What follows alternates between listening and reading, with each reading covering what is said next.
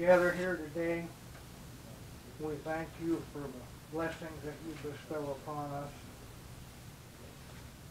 The blessing of living in this state and this county where we can participate in our own government. And especially this time of year, Lord, when we remember the great gift that your Son Jesus gave to us some 2,000 years ago. Lord, make us worthy of that gift. Help us to remember that sacrifice the year round, not just this Easter week. Again, Lord, thank you for the blessings.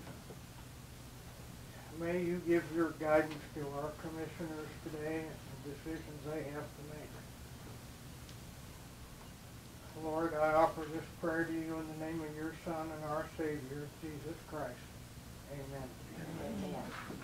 I pledge allegiance to the flag of the United States of America and to the republic for which it stands, one nation under God, indivisible, with liberty and justice for all. Play ball. Yesterday. Oh, yes, I was so happy for you. Okay, before we begin, we're going to have one change to the agenda. And we're going to move the sheriff down from 9:15 to 10:30. Note that change. Okay, administrative business, Tina? Okay, first thing I have are the minutes of April 8th.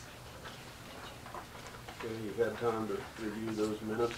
Any additions or corrections? No, I make a motion to approve them as written. Second. Okay, moved and seconded. All those in favor say aye. Aye.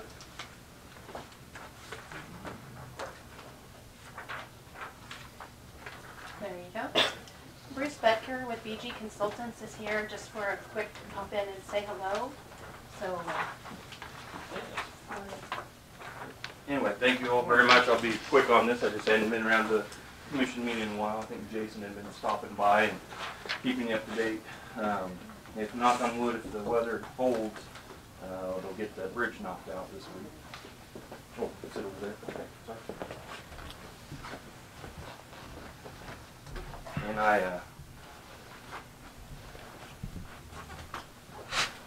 had the hip replacement March 6th, so I'm still watching that 90 degrees. So, so knock on wood, like I was saying, if the weather holds out, hopefully at the end of this week. There's also some other KDOT funding that we're anticipating coming out end of summer. Now we'll see them get through the legislative session, see what kind of funding, and then KDOT will release. But there may be a small bridge program out there that you may be interested in. So, but other than that, I just stop in, say hello, and see if you had any questions. Thank you for stopping by. Okay. Appreciate it. Thank you all very much. Thanks.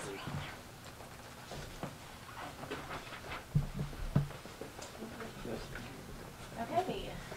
In your packets, you did have the clerk's report and your monthly budget reports.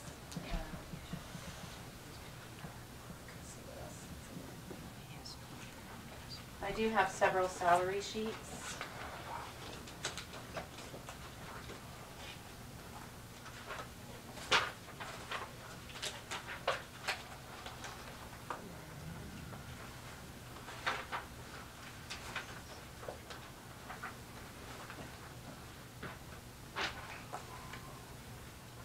Okay, first one, we have a one-year raise, part-time EMT to full-time EMT, Linda Rutherford,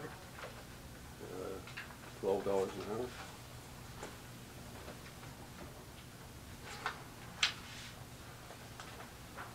Also, Joshua Measla, new deputy sheriff, 6-month and 1-month raise, salary $17.02 per hour.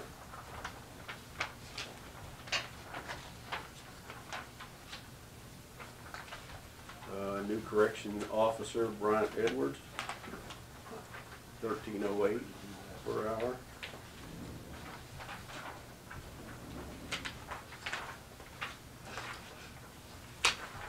And a 6-month raise for Bridget Measla, as a 911 systems operator from 14.34 to 14.62 per hour.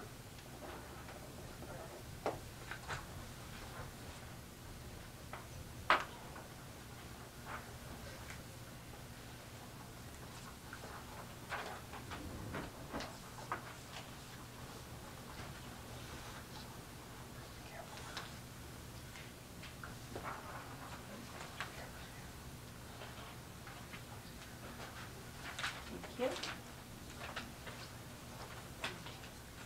We do have a couple of early checks.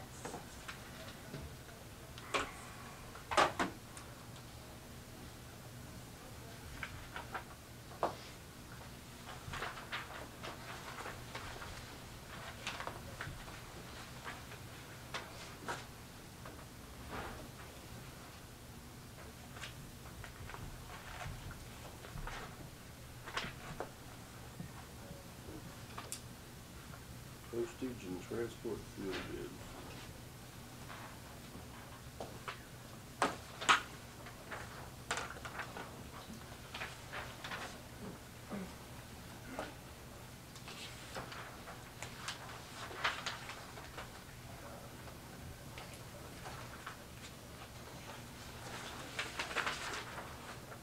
There's two of them. Yep.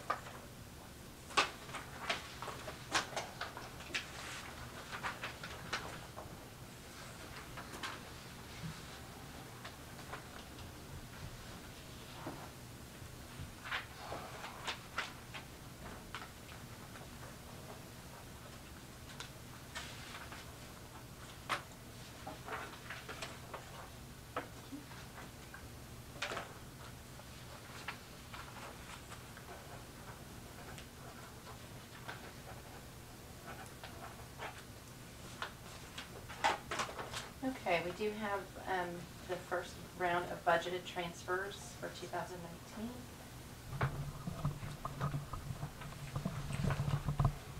Okay, first in here we have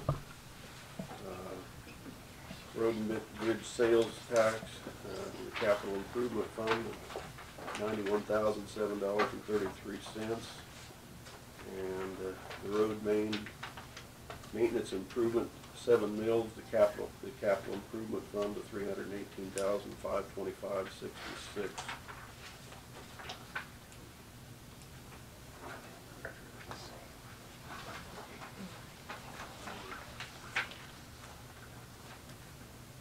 Then we have a transfer here, Road and Bridge Department hereby transfers from the Road and Bridge Fund 2019, the amount of $133,333 to the Special Machinery and Equipment Fund.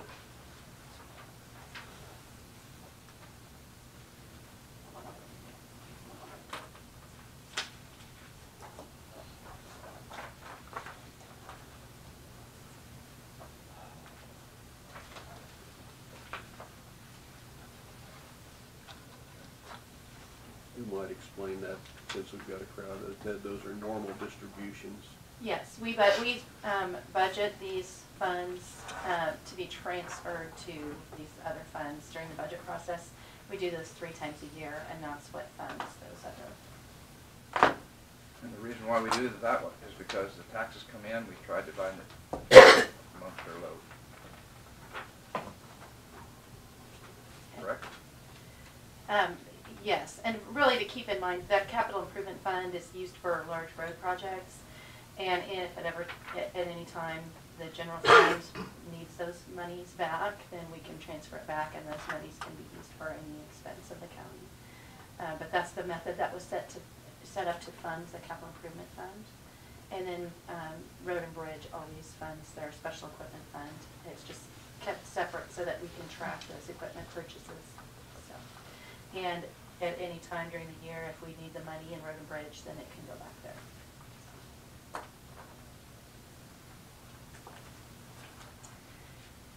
Okay.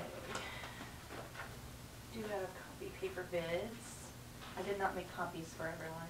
Okay. Ken, if you need me to. or you can just- I'll read them off and then I'll hand them around.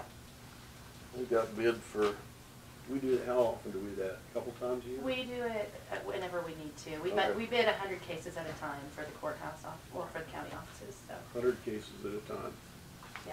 A lot of trees. a lot of trees. And usually it's maybe twice a year. It just kind of depends.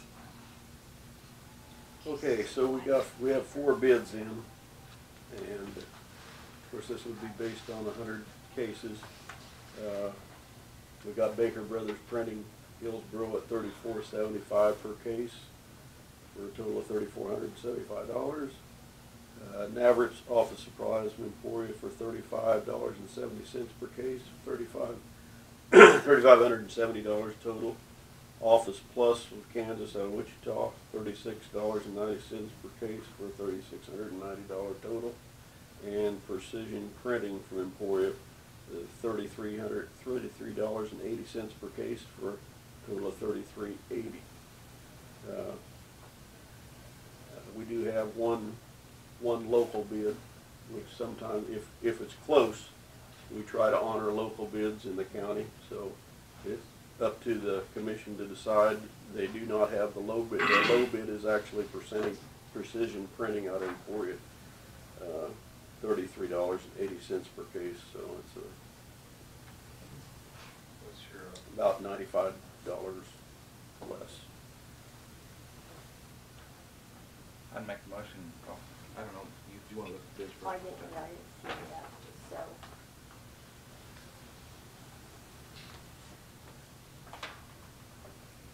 So what is the standard, is it usually something like if it's within 10% or 5%, what, do we have it established, or is it just, we don't have it established? We sort of looked at 5 to 10%, just in that area, if we stay low, if you, up to the commission, but. You're looking at about We're looking a 2%, little more. something like Yeah. that.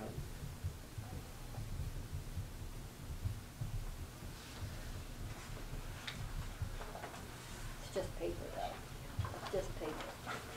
So Well- you know where paper always ends up? At your house. Sometimes it could Exactly. mean keeping a business open too in our county, if going to the county bid, so. Yeah, you have to weigh the benefit to the county. Did you have a recommendation, Randy? You okay down to that? Oh yeah, I've read them all. I'd make a motion to go with Baker Brothers at $34.75. I'll second that. Been moved and seconded to approve the Baker Brothers bid of $3,475. All those in favor? Aye. Aye. Opposed?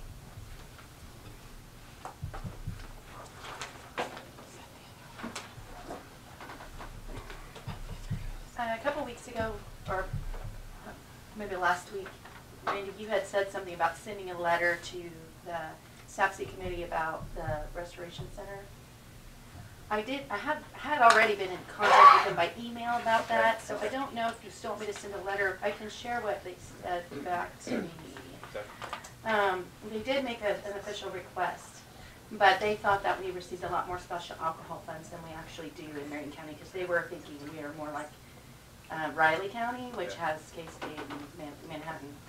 But anyway, what Ashley said to me was that after realizing the difference in alcohol tax funds between Marion County and Manhattan, he knows we cannot give them the $12,000 they requested. That's how much they wanted.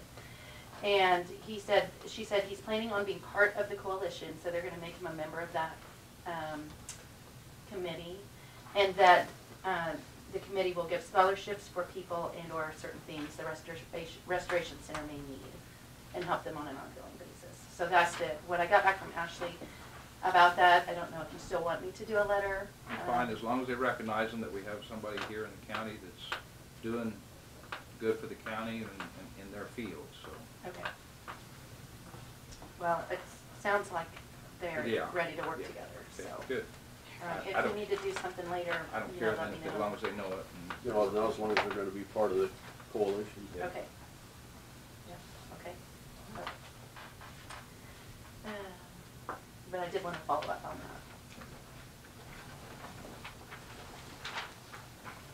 that. Okay, the last thing that I have is, we have the invoice for the pagers. And I said that I would go back and see what the minutes said for us to do. And there was a maximum amount stated in the minutes. So if you do want us to pay the amount requested on that invoice, that will take additional commission action.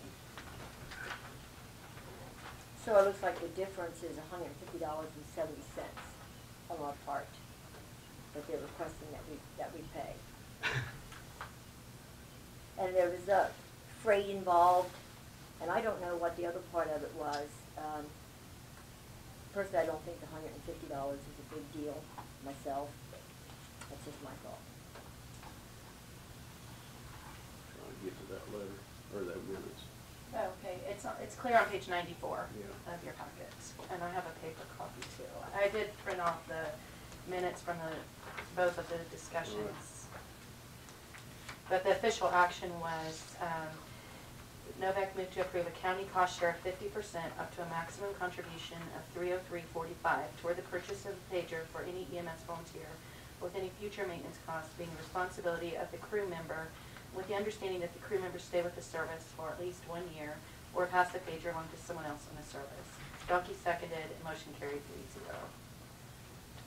And then when they were discussing the cost of the pager, it was stated in the meeting that the price, including the charger, was $606.70. And so half of that is where you got the $303.45. So I think that either it was misstated maybe, or the price was higher than, because the charger, I think, is maybe what put them over. And I In the remember freight. there was a time So- frame too for that discount, and I don't know what the time frame. that they It was got through the that end with. of the year, is what it said, We so, split that bill in half, didn't we? Yeah. yes. And the bill that we got in that they wanted us to, that went over was still in half? What, Mhm. okay, yeah, you approved to pay half of it. Right, Based right. on the numbers that they gave you. Right. So, but since there's an actual dollar amount in Change. your action, Yeah. I need a new action, or you guys just tell me to pay what you already agreed on. What I'm getting at is, if they're already paying half too on the new bill that come in, well, once we know the figure, we approved half, I'd go up to half then. You wanna make a motion, you want it? Yeah, I'd make that motion. We was close when we made that motion back, whatever month it was, December. but the bill that come in to us was still split in half, and that would sort of qualify under our motion that, so I'd move to approve the extra 150, you said? Yeah. Yeah. Yeah. Okay, it's been moved and seconded to Okay, share. Can I clarify Okay. your motion? Yeah. I mean, here's the actual invoice, maybe you want to, just to say that you're gonna go ahead and Pay pay the half bill of as it.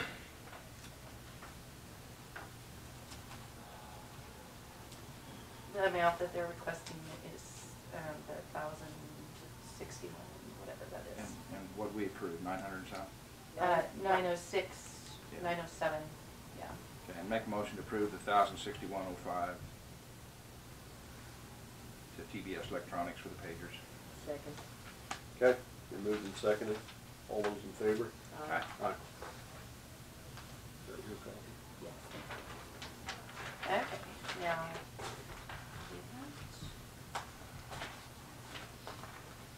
and that was all I had on administrative. Okay. Is Gayla Rassos here? She was, I seen her right there a little while ago. Okay.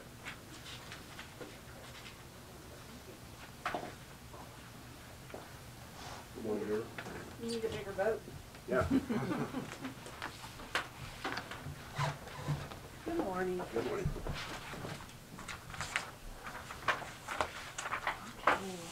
Well, today's the end of tax season, so we're finishing up with that. I think we have about all of them done. I was just looking at that before I came over.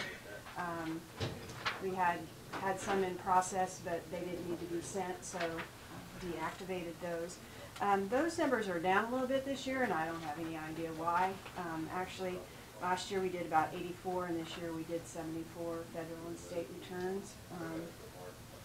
Seemed like we were really busy at the very beginning, and then it kind of a little lull, and then these last 2 weeks everybody's called. So, also, just this last quarter from January till now, I've seen 22 people to talk with them just about signing up for Medicare, answering those questions about that, also Social Security and those kinds of things. And then I've also helped 6 people in this last quarter sign up for CanCare. And that's either to become their secondary payer to Medicare or to get help with their Part B. They can get help with that. Last Tuesday, we started a self-management diabetes class, and we had 5 come last week, but then since then I've had a couple other people who called and said they want to come, so we may be up to 7. And we've been doing that in the evening.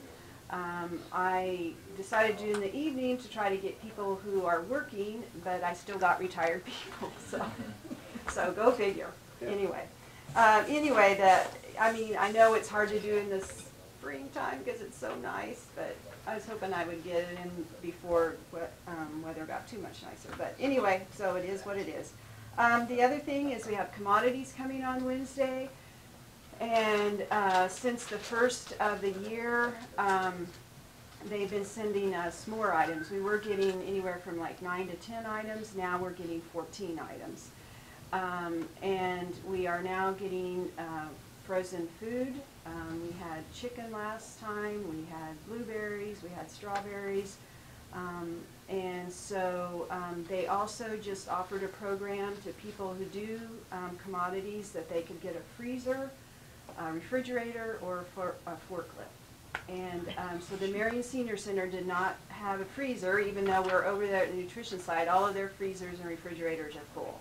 So today we'll get a freezer delivered, and so now they'll be able to do food for that. So the greatest need that our department has right now is just the need for volunteers to help distribute those commodities.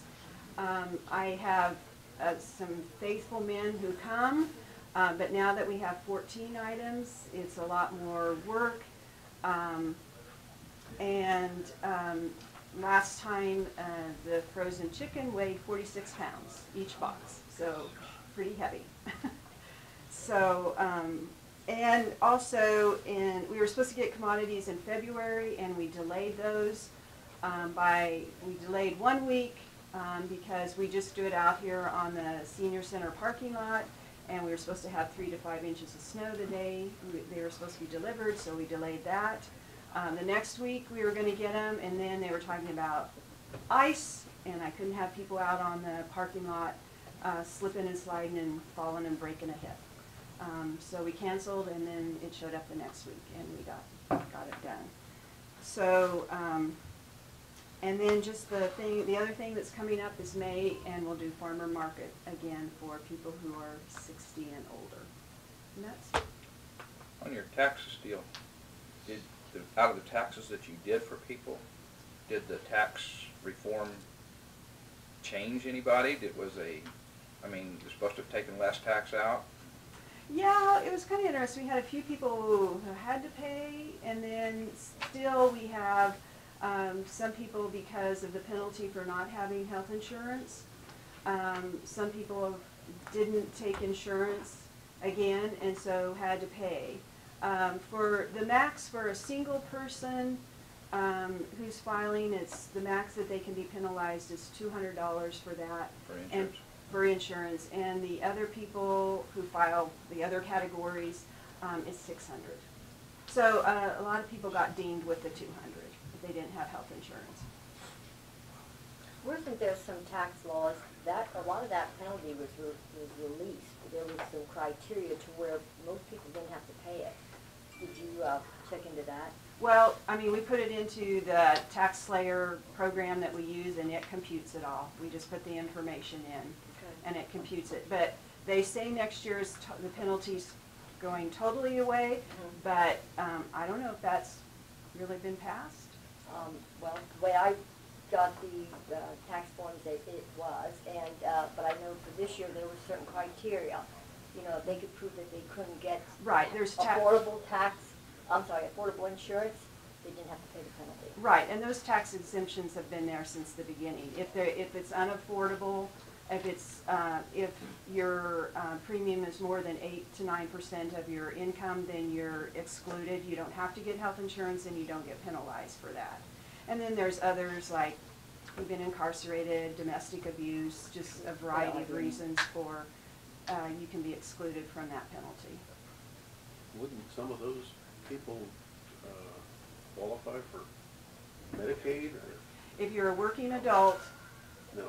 no. That's why we need to expand Medicaid. People might disagree with that, but that would capture, I mean, it would capture a lot of people who are working poor, who can't afford health insurance from their workplace. Or they've retired, they've retired because of a disability or some other reason why they can't work and haven't got on disability, then that expansion of Medicaid would definitely be a good source. We had a lady come in who we did her taxes, and she didn't have health insurance, and she decided to sign up last year, got cancer, and it was a life-saving for her. That expansion of Medicare would also include the people who don't want to work in some Yes. cases, yes. So it has its pros and cons as well. Right. It's a nice gap for people who are 60 to 65 who aren't on Medicare yet. It'd be nice for them. Who can't find a job, who've been released from their work and are looking for a job and just can't find a job. That's all I had. Good. Thank you. Thank you, Gayla. You're welcome. See you when you come. Okay. We're a few minutes ahead, but is Sharon here? Yeah, she was. Sharon? Okay, Donna, you want to take a seat up here? Talk about the zoning issue out at the county lake.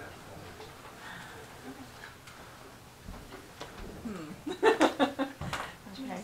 Whenever you're ready. All right. Well, my concern, I think I sent out an email a week or so ago to a couple of the guys that were involved in this, and I wrote, and I think it clearly states kind of my concern, but the regulations clearly state that no building shall be erected except for single-family dwellings. All other uses, including any proposed commercial and industrial uses, shall require a conditional use permit. A shed or garage is an accessory building used for storage and used by the occupants of the building to which it is accessory. A dwelling is any building or portion thereof designed or used primarily for residential purposes. The placement of large sheds alone on a property violates the zoning regulations. And we're starting to see some sheds going up out there, just the shed, and it's very concerning to the residents out there at the lake. And we want the regulations followed. You want to address that, Sharon? Sure, I can speak to that. Don, I appreciate your concern with the regulations being followed. We are talking about a lake lot district area. The first thing I want to address is that the zoning regulations were written from a zoning perspective. Marion County does not enforce building code, and we do not control the aesthetics of what a structure looks like necessarily. That's not written into our code. A living quarters by definition is that it is equipped with cooking and toilet facilities. Residential means non-commercial from a zoning perspective. We don't have the ability to regulate the aesthetics of what a building looks like at this point. If the Lake Improvement District wishes to have something other than this, then I would suggest that they have like a homeowners society or some type of other regulations that they use as their standard for what residences look like out at the Lake District. But Sharon, isn't there something in the regulations about retaining the integrity of an area? I mean, that area out there was specifically designed to be a community. Sure. And with the value that it is in our county, I mean, honestly, I don't want to see it turned into the Marion County storage area.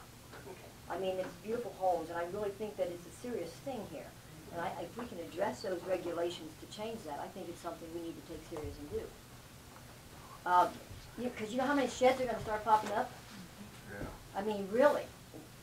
Okay, and I understand your concern with that, these folks do intend to use it for a personal, it's not a commercial shop, it's a building that's intended for storage of their own items, and they will have, by definition, living quarters in it. They are required to be connected to the improvement district's wastewater system and public water system out there. And that will be,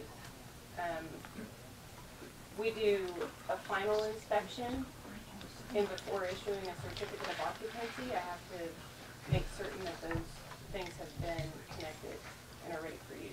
But they aren't. Sheriff, But they're not. Even, yeah, but even when you talk about a shed and people storing their personal things in, even any storage place, you have to store your personal things in. So, I mean, that doesn't, to me, make it any different. And it doesn't make it, and just because they have water and sewer or whatever, I mean, I really believe 100% that we need to change those regulations to make sure that it doesn't. And if there's any that are in process right now, I just think it's exceedingly devastating to our county to allow that to go on. Those concerns are in the regulations, though. If you look up definitions in the website, it says an accessory building is a subordinate building or portion of the main building located on the same lot, the use of which is clearly incidental to that of the main building. The principal building is defined as a building in which is conducted the main or principal use of the plot on which the said building is situated.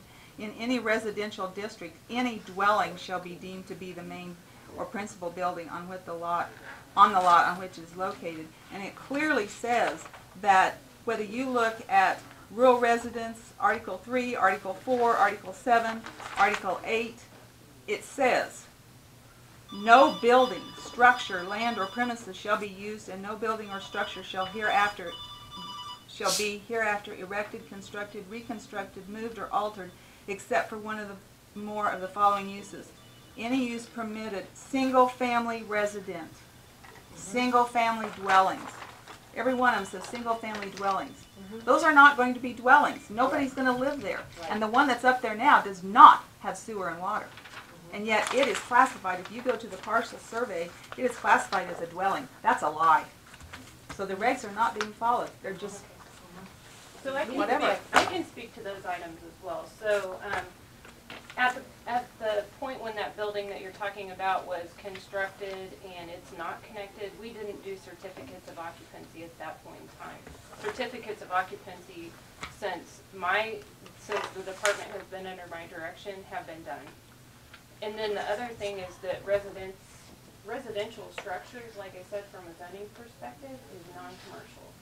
We have absolutely no ability to address the aesthetics of what one person's house looks like compared to another person's house. If it has living quarters, by our definition, it's residential. I would highly suggest that the lake come up with some set of their own subdivision regulations. The county cannot control that at this point. I really wish Brad was here today because I spoke with him about this issue and he fully agrees that from a zoning perspective, Marion County does not have control over that.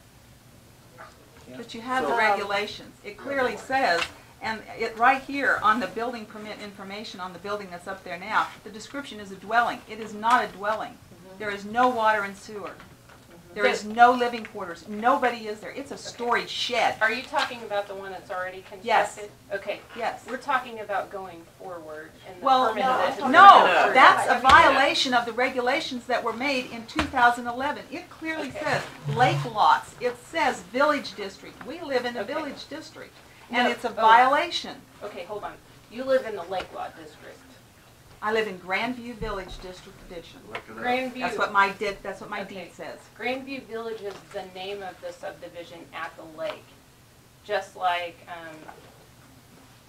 Slot-Hauer Edition or something like that. Right. Is the name of the edition that you live in. You are in the Lake Lot District when it comes to zoning issues. Hmm. Well, on this one, So it's we're talking about lots that are running along, what's that Upland. road? Upland. Airport. They're outside of that No. district then? They're in Lake Lot District. I believe what Donna is trying to say is she believes she's in Village District. Village District is Pilsen, Almy, Antelope. They're No. cities that were No. platted to be cities but never developed.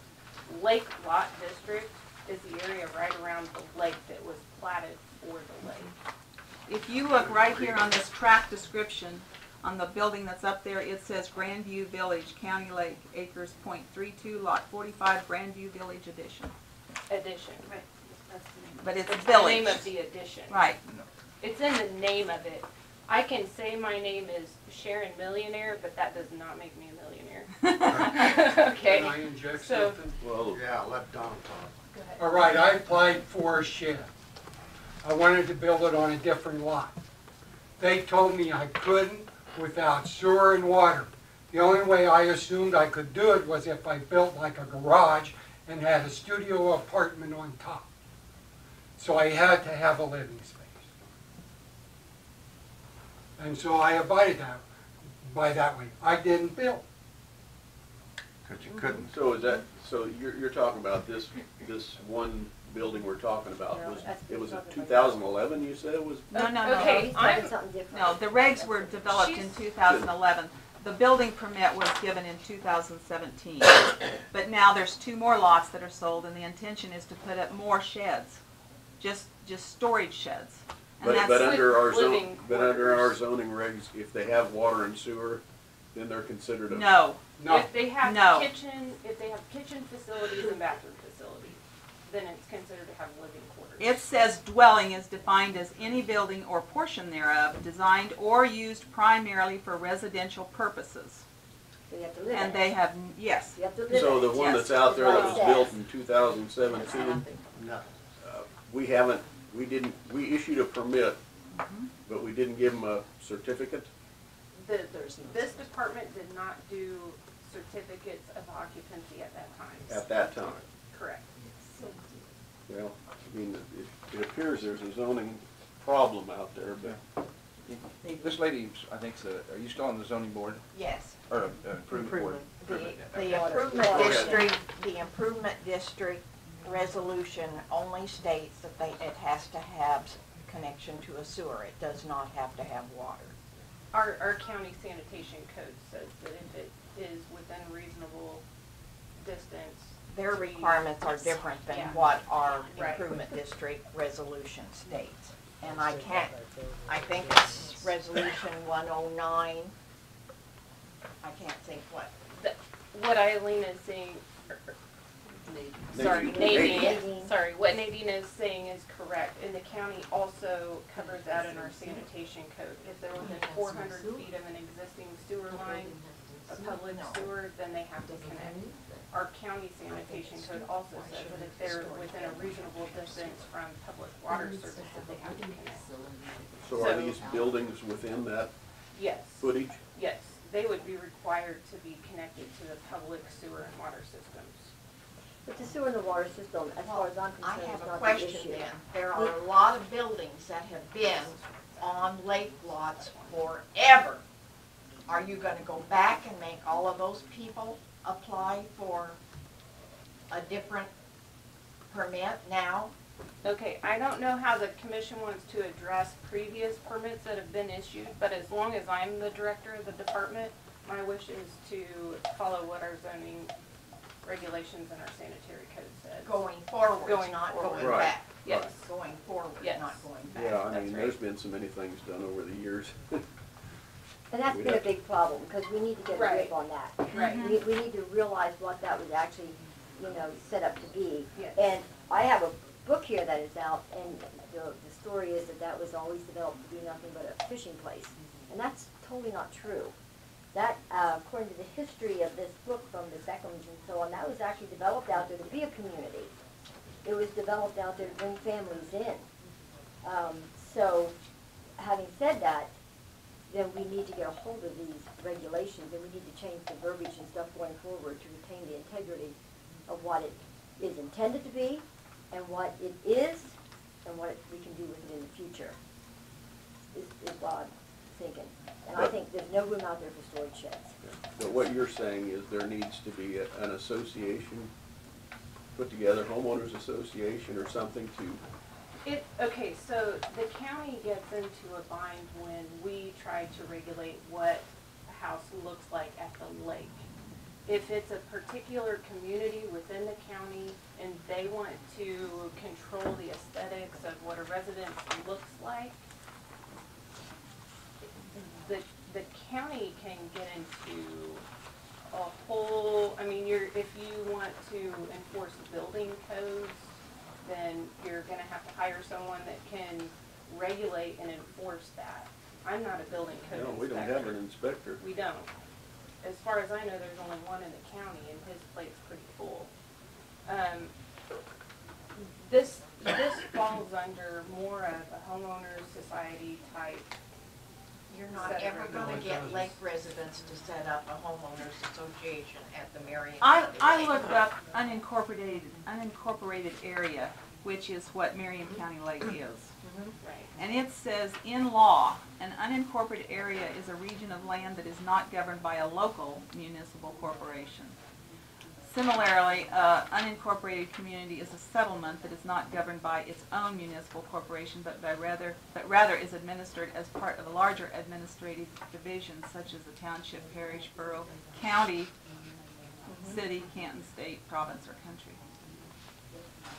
Okay, so I suppose my reaction to that is if you as a county commission would like to put together a letter to me requesting to make an amendment to our regulations and state specifically what you think residence looks like, then we can get that going forward. Go ahead, Robert. My mother lives within probably, 300 or 400 feet Okay. of this storage building. It's going to be looking like a house, supposedly. Okay. And it's going to have several entrances, I'm sure. Just like the storage shed, it's a mile up the road from it. Okay, entrances. Now, if you're going to meaning- live, if you was my mother, 98 years old, that's lived there since 1985, assuming that that's going to be zoned for housing. If she looks out her front window, and here's all these cars coming in, storing stuff, This and the is traffic for- that it's going to create, do you think that abides by the rules that's set by the county lake right there, that's set out and says that it's zoned for housing? That's two different Okay, issues. I There's two different totally issues, what he's understand what talking you're about. saying, and that would be a concern, but what we're talking about is one single structure, the size of a residential building, not for commercial storage use. It's not a storage unit, it is one single building. I'll believe that when I see it. Okay. She brought up the concept of aesthetics. I'm not so worried about aesthetics versus following the regulations where it says basically utilities is really what it's saying. It says it has to be a residential dwelling. That's what it says, right And here, it doesn't say what single-family material, dwellings. that would be under aesthetics. It doesn't say what square footage, that would be under aesthetics. It doesn't say what type of roof, that would be under aesthetics. But it does say single-family dwelling, and a dwelling is where somebody lives. And they have no intention of living in these buildings. They are simply to store their lake toys. And I know I had talked to Emma, this is a year or so ago, because there were some situations out at the lake where people actually started off with sheds and they lived in them, and they didn't have all the facilities and stuff, and they were not houses, and Emma was trying to clean that up at the time. And I think they got cleaned up or something, but I dropped the Yeah, ball. I know But she there, worked this really was hard a on similar it, situation, and she was on board with the fact that this is not what is proper for out there. And it did go against our regulations because she was working on that to get that cleaned up. We also have to take into consideration, we have another lake out here, not just the Marion County Lake, we have another lake out here. And a lot of buildings have been built out there for, Same purpose. same purpose. I totally think that due to the times, how many pictures do you see of buildings being built that looks like a shed, but yet they're a house? It's built every day in our world today, not 50 years ago. And so if we're going to move forward, we have to accept those. But with utilities, yes, I will accept that. And the reason being is because we don't want people living in something what you just described without utilities. But that's what they're doing, it's a shed. They're putting up sheds that with was my nothing in feeling. it. No. There And is they're no not living intention there, of Randy. living there. But so Well- going forward, is there some kind of a regulation that you can enforce that person to then do sewer and water? I mean, is that? But that's And nobody's checking up on Yes, it. that's what I'm Okay. saying, is that I do a final inspection. I have to have approval from the improvement district first saying that they have, that they have made that arrangement to be hooked up to it. And then I do final inspections before I issue certificates of occupancy. If they do not get a passing inspection and no final certificate of occupancy, their permit is no longer valid and the county can pursue that. Okay. Okay, So I think, you, sir, you had. Yeah, I own the two north lots that are in concern in this. I don't have any construction pending at the moment. But I agree with you about these buildings now are a common place to live in. And honestly, what is the difference if I put that building up with a section to live in and I don't occupy it all the time? What is the difference of that and me buying a house at the lake and I live in Wichita and I visit it every other month? Right. It's not occupied 24/7. What is the difference? These buildings are, I mean, Morton, if you go like Morton's a common metal building construction, if you go there, you have an entire section on homes that they build. Yes. And, you know, this is not, I agree, it's a common building practice now. And I guess I don't, I see the point, I understand. But doesn't it go There's back? gonna be construction in a place that there hasn't Yeah, been in doesn't- a long time. Some of that would have to go back to intent too. I mean, do you intend to put in a living Yes, and that's the other quarters thing. in it? I'm a little bit offended that I'm being accused of putting up a building with no structure. She has no clue what I plan to build on that lot. She hasn't seen any of the plans that I have. She has no clue. She's just raising a fit about it. She has no clue what I intend to construct there. So I think the only fair thing to do, which I was in contact with Sharon prior to ever purchasing the lots and talked to her about the scope of what I want to do on the lot. And Sharon was in agreement that it met requirements of the zoning codes at that time. So then, Sharon, am I correct, he has a CUP, has a conditional use for that, or he has a permit or something to build that? Okay, a zoning permit, that, he has an application right now. He has an application. Now, with that application, based on some of our regulations, you have to have a development plan. It is not a CUP, it's just a zoning. Zoning permit. Okay, so Just he like a doesn't have to, building permit. so like on a house, you don't have to display how if we're gonna build a one or a two story, you just say we're gonna build a house. Is that what you're saying? Okay, so with the application for the zoning permit, they usually do give me some sort of documentation about the length and the width of it, So you're saying they usually do. Are they Yes. required to do that? to give me the length and width and the height, yes. That's it, the length, the width, and the height? Yes. And they don't have to tell you what they're using the building for? We don't enforce building codes, so I can't require that. But it's a regulation. It says, these regulations, and there are penalties if you don't follow them. So what's the point of even having them? Our regulations are contradicting each other. I think that's what I'm hearing. I'd like to see the building permit for the building that was in question, because it was built 2 years ago.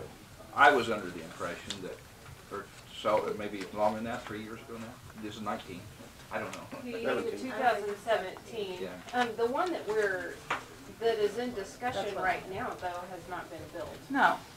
Right, okay, but So we I have thought you two were talking about separate Slipers. issues. And this is what you have right here, Vince Slipers.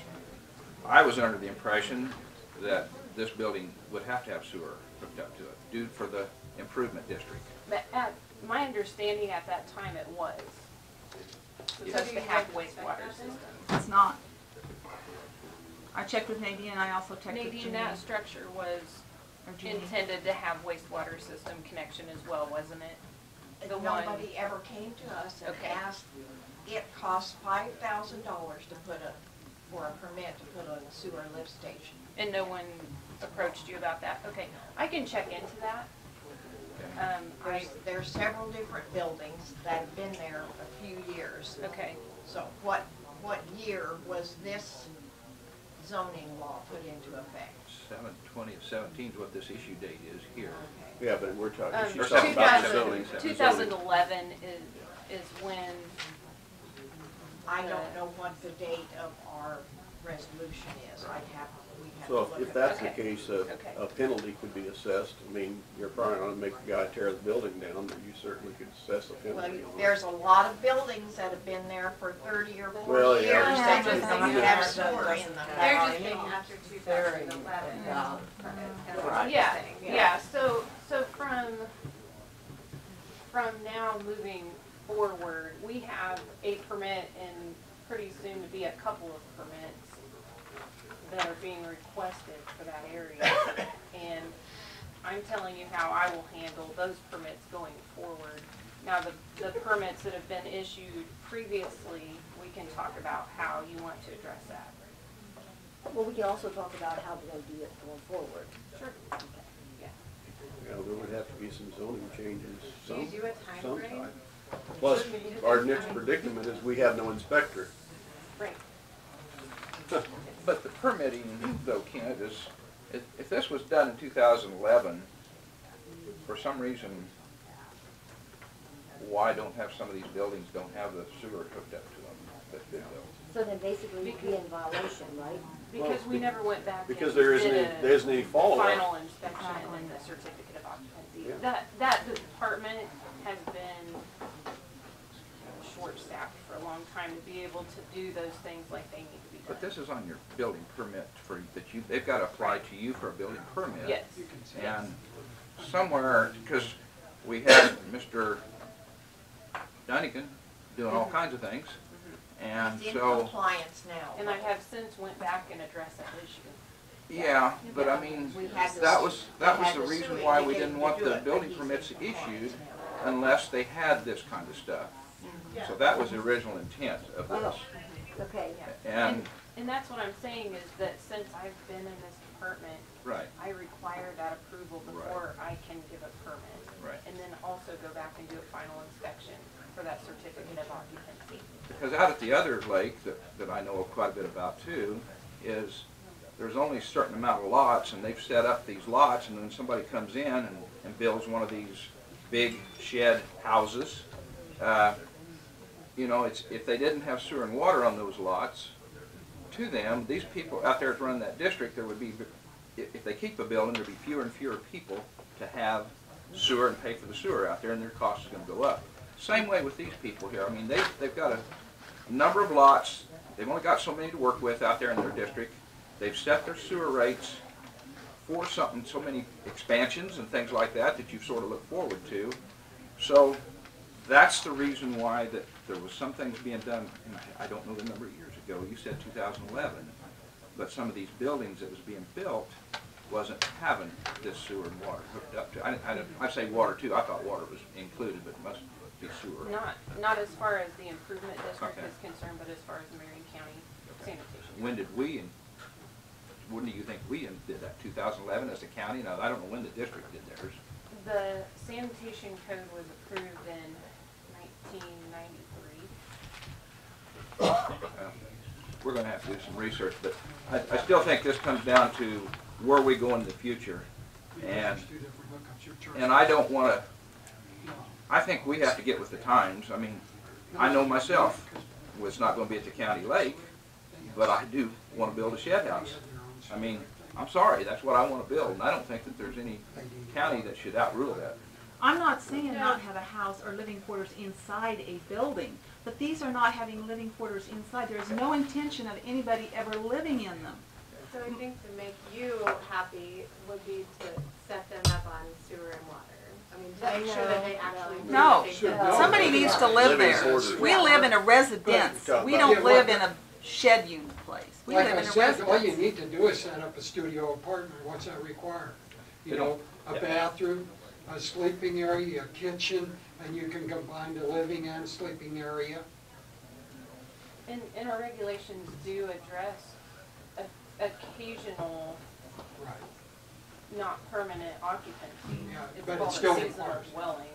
If we require full-time residents, then a lot of people at the lake are Oh, gonna no. have to move No, out. no, Yeah, right. you can't do that. You just can't. Yeah. So, And that's is I mean, it has, if you look on the website and you look up the definitions, it has the definition for dwelling, multifamily dwelling, seasonal dwelling, single family, two-family dwelling, dwelling unit, a building or part thereof, containing complete housekeeping facilities for one family. I think what we need to do actually is get together with our legal counsel and Please. see, because there's a lot involved here. And I want to do what's right, and I think this is important, and I think we need to have legal counsel present. There's gonna have to be some work Yeah. done on Whenever this, the I think, improvement so. district goes to make changes to any of our resolutions, we consult Bob Perkins before we do it. And it Mer- costs us a lot of money to do that, but that way we know that it's legal. Merle, go ahead. I bought the 2 lots to the south, my wife and I, and we do intend to put a building on those lots. We're grateful that the sewer and water is there. We intend to hook up because we want to have that. We want to have a living quarters in there. Where is What that? the size of our house to garage ratio is nowhere in any requirements. You can build your house as big or small as you want, and your garage, if you choose to have one, as big or small as you want. There is no proportionality given to what you have to have this much house to this much garage or anything. So if I have an apartment in the building, which we will have, with bathroom, hooked up to the sewer system, hooked up to the water, I'm again grateful that that's there, because sewer is very difficult to get out on rock, and everybody's found that out. I am grateful for that, and Dawn, what you're saying about that is, yeah. Yeah, To- because to that's the the- way I had planned. To If the I had- limits of the statute, that's what we're doing. Now, does it say And- how often we have to spend the night there?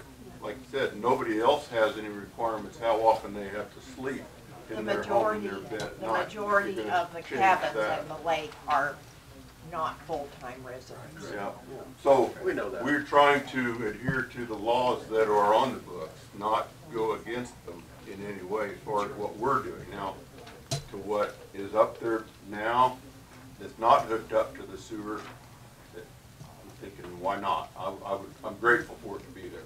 And with Sharon, what she said, she will have to inspect it and make sure that it is hooked up before we can gain occupancy to it, what we intend to do, so. So, and that's a You good can work point, with too, Josh to Inwell, regulate who is the our size of the home maintenance. in proportion to the shed. Guy. You would probably have something like that at the city level or something, wouldn't you? Wouldn't there be some sort of, could you chime in on that a little bit? Yes, but we're governed by building codes in addition to zoning.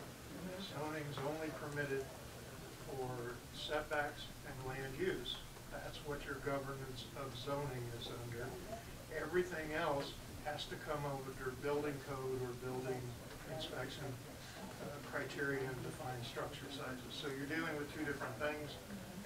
I believe when you check with your legal counsel, Improvement District Number 2 was created as a quasi-governmental agency as close to a municipality as possible under Kansas state statutes.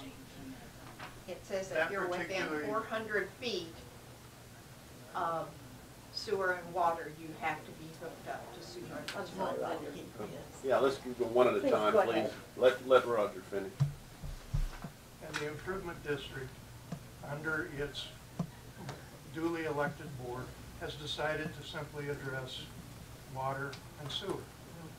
Under the charter created by the Marion County Board of Commissioners, they could grow the scope under the current charter to include all of those functions of a municipality without becoming a municipality. Or the other legal avenue, Chairman Becker brought it up, a homeowners association can then take into account and develop aesthetics, lot size, all of that under. So there's a couple of different avenues.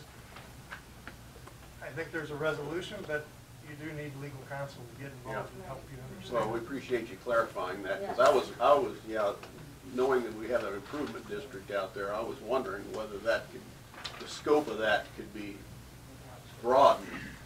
It could be currently under all of the acts of the various elected officials to that board. It is limited simply to water and sewer, in the agreement with the city of Marion to provide the wholesale services to them. Actually, that's an awesome idea, actually, to have, to formulate something like that or activate something like that. I just wanted to say, we're relatively new residents of the lake and live there full-time, and we, speaking for ourselves, would just like to see some uniformity out there, because it's been hit or miss so long that nobody really knows what they can do and what they can't do. Regardless if Nadine says that no homeowners association would make it, as a new resident and knowing other new residents, I think that would be an incredible idea. I think there's enough new residents that would like to get involved with it that maybe some great changes could be made out there. I think that would be an awesome thing to do. That's because you could even develop a future plan for the lake. Exactly right. We'll have to get with our legal counsel and see. The process. I'm glad we've got maybe at least a couple of different avenues to address. On the lake use. Sherry. Just a minute, who's next? Okay, sir. In the meantime, when you're trying to figure this all out, are we gonna put a stop to building permits being issued until we come to a resolution? I think we should we come to a, at least wait till we discuss it with legal counsel. We should at least put it on hold. See. Even if there's a plan to put in a living. There's no construction started on some of these projects, right? Correct. There's no construction started, so I think at this point it's a good time to just put it on hold, just for a couple weeks, or till we can get. Well, let's address his issue. His issue, I think you thought there was gonna be a building put up like, it was up the road, like a storage unit? No. That's what he, I thought. that's exactly what you thought, so. And that's not the plan. I mean, she's gonna take care of that. That can't happen on those lots unless it was if they applied for a commercial zoning change there, then it'd have to go through through the planning and zoning and all that, and I don't think they would even approve it there. But anyway, it's not gonna happen what you were thinking about, if that was a clue. I think one of these house sheds could be put up there right now, the way our rules are. But if we're gonna change the regulations somewhere, It's going to screw these you. buildings should be put on hold until something is settled. It's only fair. We actually have two issues. We have one that's already done, sitting out there. But it's been That done is not years in ago. compliance, No, and then going forward. Or 1 year. It's what, 1 to 2 years. 2 years ago, yeah, it was 2 We should years do an ago. investigative there and hook up the sewer and water and enforce that. Well, I know, I mean, I'm just saying, like, Sharon's gonna do that. Right, I will look into that issue. What will it affect you? Okay, I have 2 lots, because I didn't want to exactly build right up behind my house. I have 2 lots across, and I got the county, agreed with the county, that they would vacate, it's considered an alley or a street, you know, they define it as an alley, so I can have contiguous lots. And the reason I did that was so if I wanted to build a building, I could build it on the other lot. Because the way it's written now, if you have 2 lots, you can build a separate building on the other lot as long as you've got that lot also. You know, and we have to look at that because that would affect some people. Those lots require a certain size to be qualified as a lot? Yeah, I bought the whole lot as it was defined in the I'm lake. saying, I know it was as it was, but I'm saying, does our rules, in your opinion, Sharon, do you know whether it requires so many square feet A lot. to be Oh, qualified no, as I've a seen lot? different There just has to be sizes. some. Most common is 50 by 100 is most of what I've seen. Yeah, I didn't know whether we required so many square foot before that was available. That's what I'm asking. This was like that about a year ago. Our house is here, his lot is here, and the Yeah. outdoors unit is there. There's an easement down here, and Yes. his lot is here. Yes. We got rid of that back part Yeah. so that it connects to his lot. Yeah, and that's what I'm saying, because if you sold off part of a lot, then that created a lot, and that wasn't there for quite a few years or so, so maybe it's 10 by 20, I don't know. And that's what I'm saying, that a lot can be a lot of different sizes, but if we That's require correct. so many square foot, That's true. that's different, so. I thought it said in the regs that a lot size had to be 1,600 square feet, just in my reading anyway. Is that right? I don't know what that. And then there's also the setbacks, and what we're looking at on ours would be 20 foot off of lot, which I wouldn't have to be, but 8 feet. And I could be 35 feet tall, 2.5 stories, and so we could make a box up to 8 feet from the property line, 2.5 stories tall, 35 feet. And that could be home, single-family dwelling, and it does not say what it looks like Correct. and what that's gonna be. So in that regard, we did order a building several weeks ago. It's on order. So do we have we started? If we've ordered a building, that would be my question. So, Can we put mobile homes out there? No. Can't put mobile homes out there. We have, How does that fit into the Okay. regulations? manufactured homes have a completely separate portion of the regulations. They can't be less than 22 feet wide. It has to have HUD certification. There's a whole section dedicated to mobile homes. So if it can't be less than 22 feet wide, it's gotta be a modular home. Or double wide? It would end up being classified as a residential design manufactured home. If it meets all the standards set forth in that mobile home. Nadine? There is a house next to me, to the south of I have 2 lots. There is a house next to me. Some people from Wisconsin own it and build it. It has a garage, drive-through garage on the bottom level, and the second level is all living space and has sewer and water in it. And they're only there at the max maybe 2 weeks out of the whole year. But And that's a very pretty house. I mean, that's a house. yeah, it's a house. Big, It's a house. It's a And two-story it meets house. the requirements anyway out there. Yeah. So it's, Yeah. And I didn't have any problem with them building it there next to me. It's A house. Zilmer has a woodworking shop on our second lot. We have 2 lots. And there's a shop and then a 2-car garage on that second lot. It's not very pretty, even with that one that you're talking about, there was quite a few comments when it come in. Yeah, they didn't like the fact it was gonna be 2 stories. Right. Well, there's nothing that says But it years can't. ago, a gentleman built one over on clear at the east end, that's a skyscraper type deal, 3 stories high. And he and kept it's- adding to it Yeah. because, so he could see the lake. Correct, and As From the the trees house. got taller, and you had to get the house taller? the people, all the what houses happened? in front are tall. Yeah. yeah, so there's other houses on the back road that's building them 2 stories high. There's a great one back there up behind on Rock Road, back up in there, I don't know the people's name, Yeah. but across from the vet, and it went 2 stories so he could see the lake. It's actually 3 stories. Yeah, but Okay, let's move on. Merle's got a legitimate question. He's got a building on order. I still say we need at least till we talk to the council a week or so, and because, I mean, we gotta pull this together somehow. I mean, this is not something that we need to string out for him for another month. I didn't say a month, I said till we We do talk need to to- council. I mean, he's bought the lot under this, and he just hasn't went through under the, Is Brad gonna do, is that what you said? hadn't come in for application yet or anything like that, but he's bought the lot, he contacted Sharon and everything, he's buying. I mean, he has a plan already started, Have you, He have he you has issued an it? application on Oh, file. Okay, yeah, the Oh, it application just has on an file. application, okay, so. I need to make a decision about this. Okay. But you could postpone it for a couple days or so, right? I mean, it doesn't have to be done today. The new regulations say it has to be done today? That we have so many days to be able to consider an application before we either approve or deny it. How But much I time know- do you have? I know Merle is willing to wait until the improvement district meets on the 22nd for their, April 22nd for their quarterly meeting. That's And we Monday. have another problem That's a that good- involves Seacats. They're wanting to buy part of a lot, and the resolution states that the sewer has to be on the resident, whoever owns the lot, has to be on that person's property. Well, they're wanting to buy part of a lot, and the sewer is on the part. Water is? It's a separate lot that, it's 2 lots.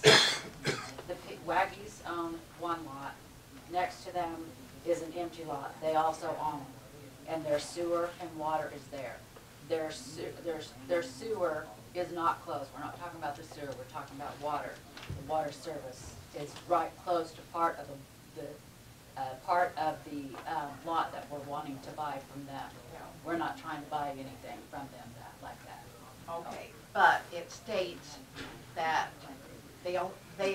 way it is stated, they're going to have to get an easement from Waggy's for the water, and that will have to go with the property if it's sold to someone else. Okay. It All right. has to be filed with the Register of Deeds. Merle, are you okay with a week? I mean, is this gonna cause you a problem? When we say the improvement district is on the 22nd. 22nd, so next Monday It's open to the evening. public, you're welcome to come to our meeting. And the only thing that they're approving is the wastewater connection. So that's all that the improvement district will be considering. But the way it states, if you wanted us to approve or disapprove aesthetics down the road, we could do that.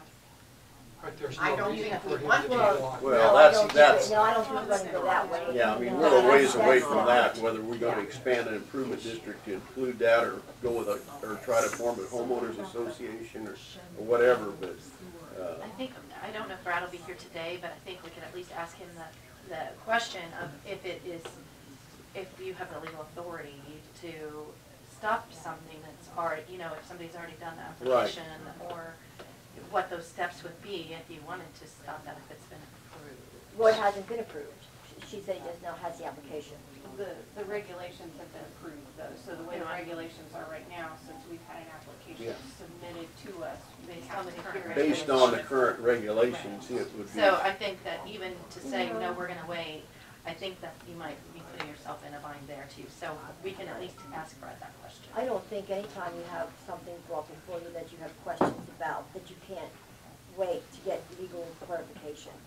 I mean, I think it's foolish not to.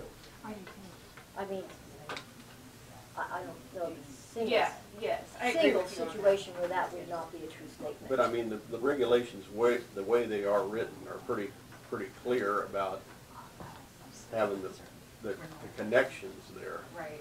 Now, Okay. I'm not saying the regulations are right, or good, or proper, or whatever, Right.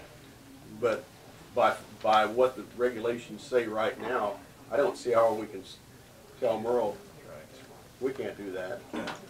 You can't, I mean, there's no way. He's following the rules as he applied, and if we didn't do that, or if we changed them on him, hello, Mr. Lawyer. I disagree. I disagree. no. Don't be afraid You're of not Mr. following Lawyer. the reg- Don't be afraid of Yes, Mr. we are to the Lawyer. new man, to the new person. Well, That's what he's wanting to do. No, We- it says we do you need can to build get- a single-family dwelling, Get- and you can put it inside the building, yes, and Merle is, but Merle didn't know that when he and I first talked. He didn't know that regulation. So why aren't people being told what the regs are? Why isn't nothing being done? I think the homeowners association might be a good answer. I think so too. But I Because think- otherwise, yeah. the lake is gonna turn into a storage building. Mhm. Now, Or if you Texas lived in there. a community where there were storage buildings all around you, is that where you would wanna live? Well, We're not that's going it, there. that's it. Okay, I'm gonna Bad take one more question, comment. Joni, yeah. you've had your hand up for a while. It's a little off the topic, but are there any commercial zone lots zoned out there? I don't So believe so. pretty much stranglehold any economic development as far as rentals, as far as like Rentals don't Sea-Doos. count. Say what? But the rentals really don't count. No, I meant commercial establishments so that you could rent a boat or rent a jet ski or something that would create economic development out there. No, there used to be a restaurant out there, but it closed. Yeah. So that reverted back. That, if you're gonna look into all this, it probably wouldn't be a bad idea to look into a section somewhere that was There used to resi, be a commercial. restaurant at the lake. That would help in our economic development. Secondly, the inspector is not a bad idea. I would look forward to that on other aspects than just this one. Yeah, I agree. So I'm asking that we just talk to Brad, maybe if he comes in later this afternoon, or even tomorrow, if we have to do that, whatever we have to do, but I'm very uncomfortable moving forward with all this in and out, till we know, or at least establish something. Know what, he can tell us, if we have to just give it, and I'm just saying for the whole picture, fair, equal, he can tell us if we have to approve it right now or not, and that's just a phone call or two. So, I think every resident out of Marion County Lake or the other lake buys a place knowing that we are not zoned, we are not there's not building inspectors. We are And zoned. We're zoned. Well, we are now, Yeah. when they buy, but a lot of these people bought before zoning was in this county Right, too, so. right. You know, it's just one of them things that you buy a piece of property out there, you don't know what's gonna come next to you, and that's what's gonna happen. And honestly, realistically, you know, it's not what we used to do. What we used to do is done. We're not, you know, it's done. What we need to be looking at is where we're gonna go, what we want for the future of Marion County and the lake. That's where we should be focused on. The past is the past. Yeah. So. Well, we know what kind of issues that we need There's to Mr. address, Janice right there, address you with just walk the. in. Okay. You're getting thrown in the fire here, sir.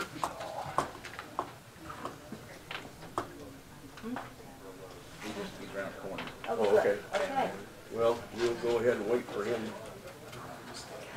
Timing is everything.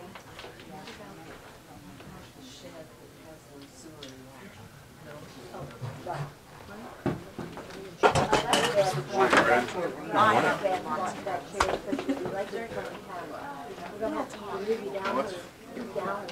Either that or Sharon can take it. Do you want, Yeah. does he want to sit here? No, you stay right there. Once we get you in the hot seat, you're stuck. Should have got up when he said he was out there. Yeah, I guess. Right, you got it. My fault. Brad, we're addressing a zoning issue at the county lake where we have some metal buildings that are going up, and whether they are actually to be considered a family dwelling based on what the intended use for is, and there's some issues with some of the population out there that we're creating a community of metal buildings. Rob, would you mind listening to a little bit, or are you already aware of this? I'm somewhat aware that Sharon already talked to me Are about you it already at one talked to point. her already? No. Sharon. Okay, go, Oh, I see, okay, can you listen to a little bit of what she was saying? Just a little go, snippet go of ahead what and she Donna, since you're the spokesman, go ahead and address it. Our concern is, we live out at the lake, and we have homes out at the lake. And recently, some lots were sold to the west of us, to 3 different gentlemen. One building is already up. It is not in compliance with any of the regs. It is not a dwelling. It does not have sewer or water. It is simply a storage building, which is not in compliance. It is not anything that should be there. The next lot, I visited with Merle, and we talked about, and he was even unaware that there was regulations that you had to have a dwelling there. And since then, it appears he has investigated, and he said this morning that he was going to put in, it looks more like it sounds like an efficiency unit, but it is still living quarters. My concern that share with other people out at the lake, that our residential area is turning into a storage shed. And I don't think anybody, I mean, yes, I'm talking about our little houses over on the west side of the lake, but there are some vacant lots on the other side. And you know, there's a lot of retired people out there that when they die off and their kids inherit or they sell, there could be a whole lot of commercial, or not commercial, but big storage shed buildings over there with those nice homes over there on Lois Lane and over there. So it's kind of like something needs to be done now to stop this community from looking like a storage shed and not a residential area. And that's why I brought that to the attention. And as I was investigating, that was when I found out that the shed that's already up is not in compliance at all. So it's just kind of I want to make a stand now that no, this is my home. This is where I live. I don't want to live with a lot of buildings where people just put their toys in and drive away. That's, and I share that with other people some of the regs that we actually have on the books, the way the regs yes, read right now. the regs read that you cannot build unless it is a single-family dwelling. I copied them off. And there are penalties, and there are remedies, and there are, I mean, they meant it when they wrote this. And it talks about the village district, it talks about the lake lots, it talks about all of them, and every one of them says single-family dwelling. And these are not dwellings, and they may be putting efficiency apartments in them, but they don't intend to live there. And that was the whole thing of this, was supposed to be residential. And it's turning into a storage shed, and that's our concern. And actually, that brings up another point too, because even if they put water and sewer in there, or make a little kitchenette, that's basically, as I am hearing right now, the way around it. It might be over here in the little corner. So I don't think it really fits the spirit of the regulations. That's my opinion. But it also, they're in compliance when they do that. So the main question is, so he already has an application in, I'm sorry, his name I think is Merle. Merle has an application and hasn't been approved yet. So, several questions. One, do we have to approve it at this point in time? Several things were brought out about establishing a homeowners association or something like that, or another association to maybe set up more guidelines out there, so that it can be stopped, or regulated, shall we say. So what can we do and how can we do this going forward? Depends on who "we" is. In terms of the government, we have the ability, countywide, in terms of zoning, to do certain things. And this is a perfect example of how these things apply and how far they go. And Sharon had asked me about that too. With zoning, we are establishing a minimum standard. And that minimum standard is related to everything from hygiene to public safety and those kinds of compelling needs. It's as far as we go.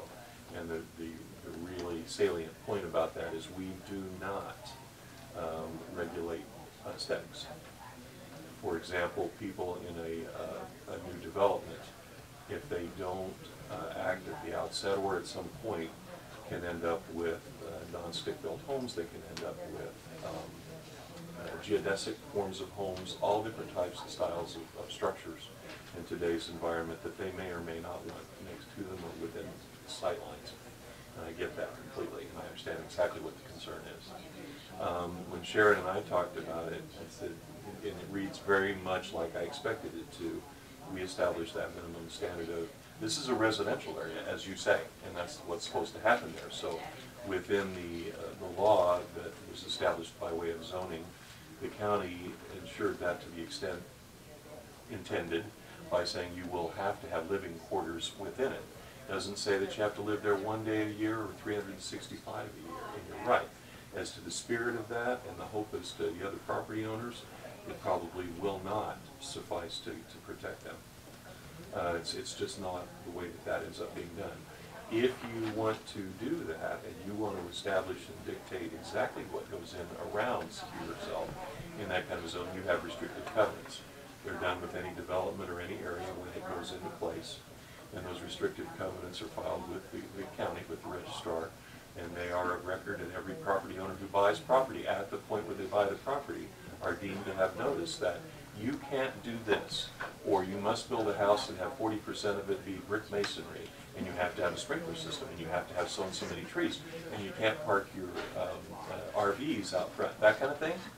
And they get to be extremely specific, and they're used to do exactly what's intended here. I don't want to suddenly wake up one morning, look out the window, and see a completely inconsistent structure with what I have. Right now, under the county code, without, and I haven't reviewed it exhaustively, this is just from the conversations with Sharon and kind of a quick look, and it was what I expected thus far. We don't have the ability to regulate if someone goes in and puts up a metal building, but puts in that minimum standard of living quarters to tell them they can't. At this point. Now, how do we fix that going forward? We don't. Okay, so how do they fix it? Develop a homeowners association. The problem that you have when this comes up after development has already begun, in order to get it to be completely and thoroughly enforceable throughout that whole association as it's defined, is you take the existing property owners and get them to sign on, meaning you get 100% participation. That's almost impossible to do. I've tried. I've done developments several times within municipalities and even out in the country once. And if they don't do it up front, it's just like establishing a homeowners association with mandatory dues. I'll stop you for a second. Can we get somebody to quiet that crowd down out there, or get them to move to the other end of the building, please? Very distracting.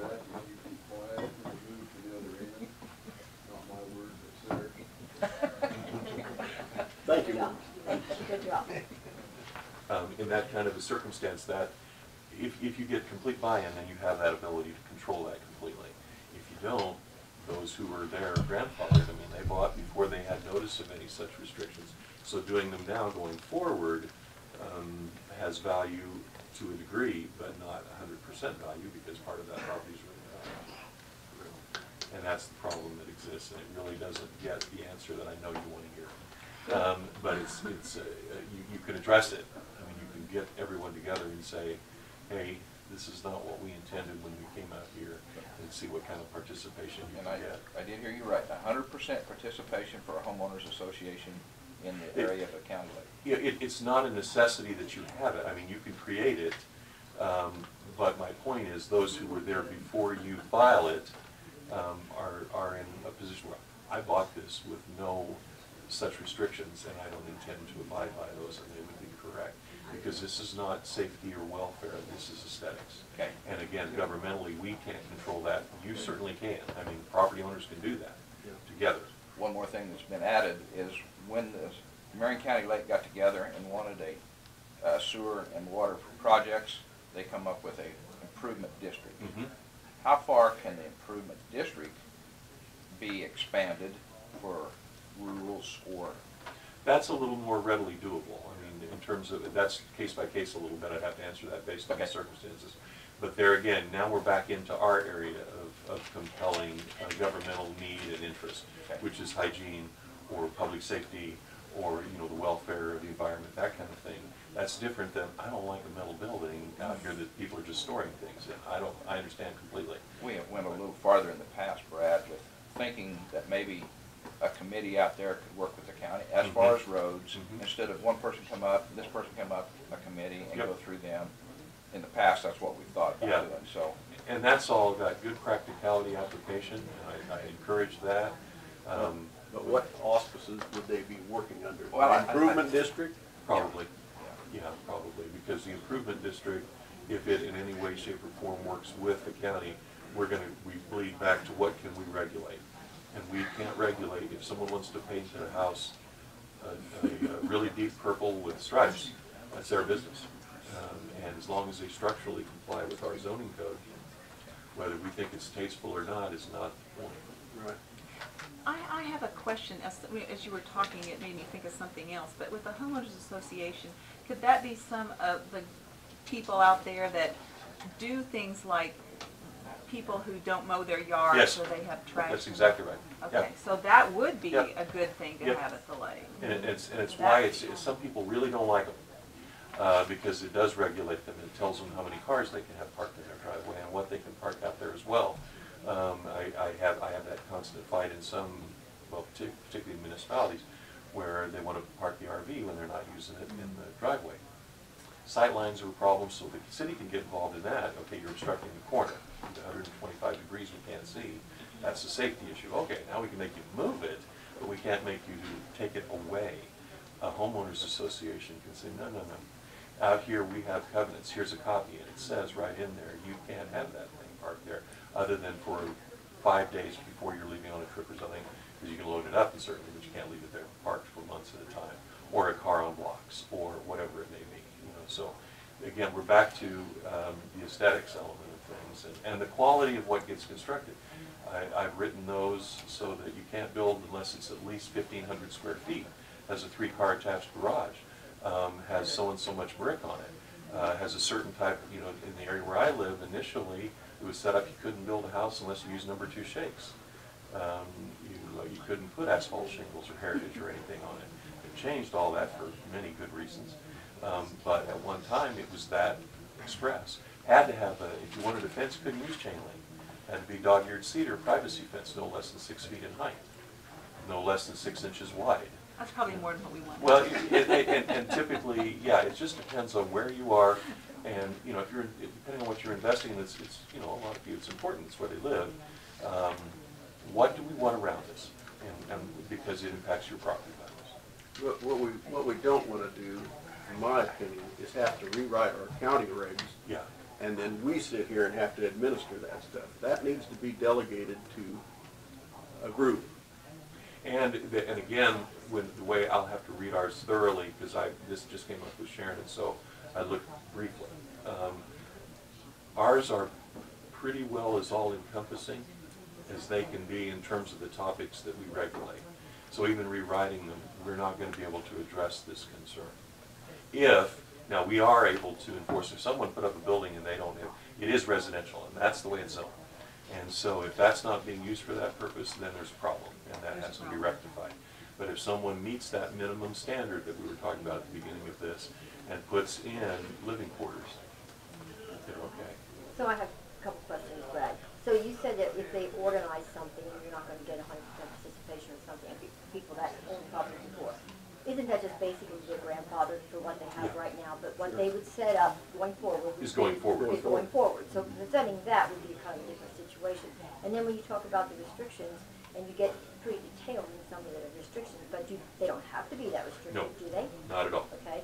And then thirdly, you just stated that if somebody does violate our existing zoning, then that does need to be rectified. So then we do have a situation out there with the situation that is in violation. With the one building that's being described, yes. Yes, and so what are, I guess we have to go back to our regulations to find out what rectification we can take. I think There's a fine in yeah, place. it's a non-compliance issue. It's the notice and the process that they must go through, and we do have enforcement tools in that. Okay. And the other question is we have an application on file that's wanting to build out there on the 2 lots that he owns right next to him. Is there any reason that in any way we could hold that up? Not really. No. I mean, because in this case, again, the land has already been purchased, so the notice attached at that time, as far as I'm concerned. And so someone in good faith says, I'm going to build it, but I'm going to put the required living quarters in it. Yeah, I can't see if we can stop that. I would have, and that was the discussion that I had with Sharon. I don't know of candidly a really good way at this moment to. But at least he is following the regs. Yeah, yeah.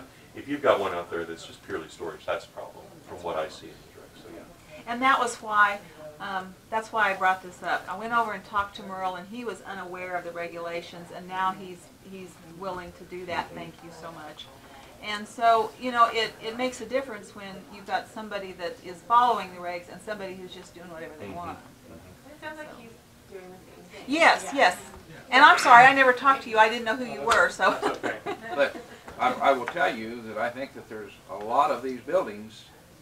If we go back to 11, I think what you said, Sharon, you think that was when it was With the current zoning regulations. out at the county lake that owns a house on this side of the road and has a garage on this side of the road, and all they have is electric to put to them.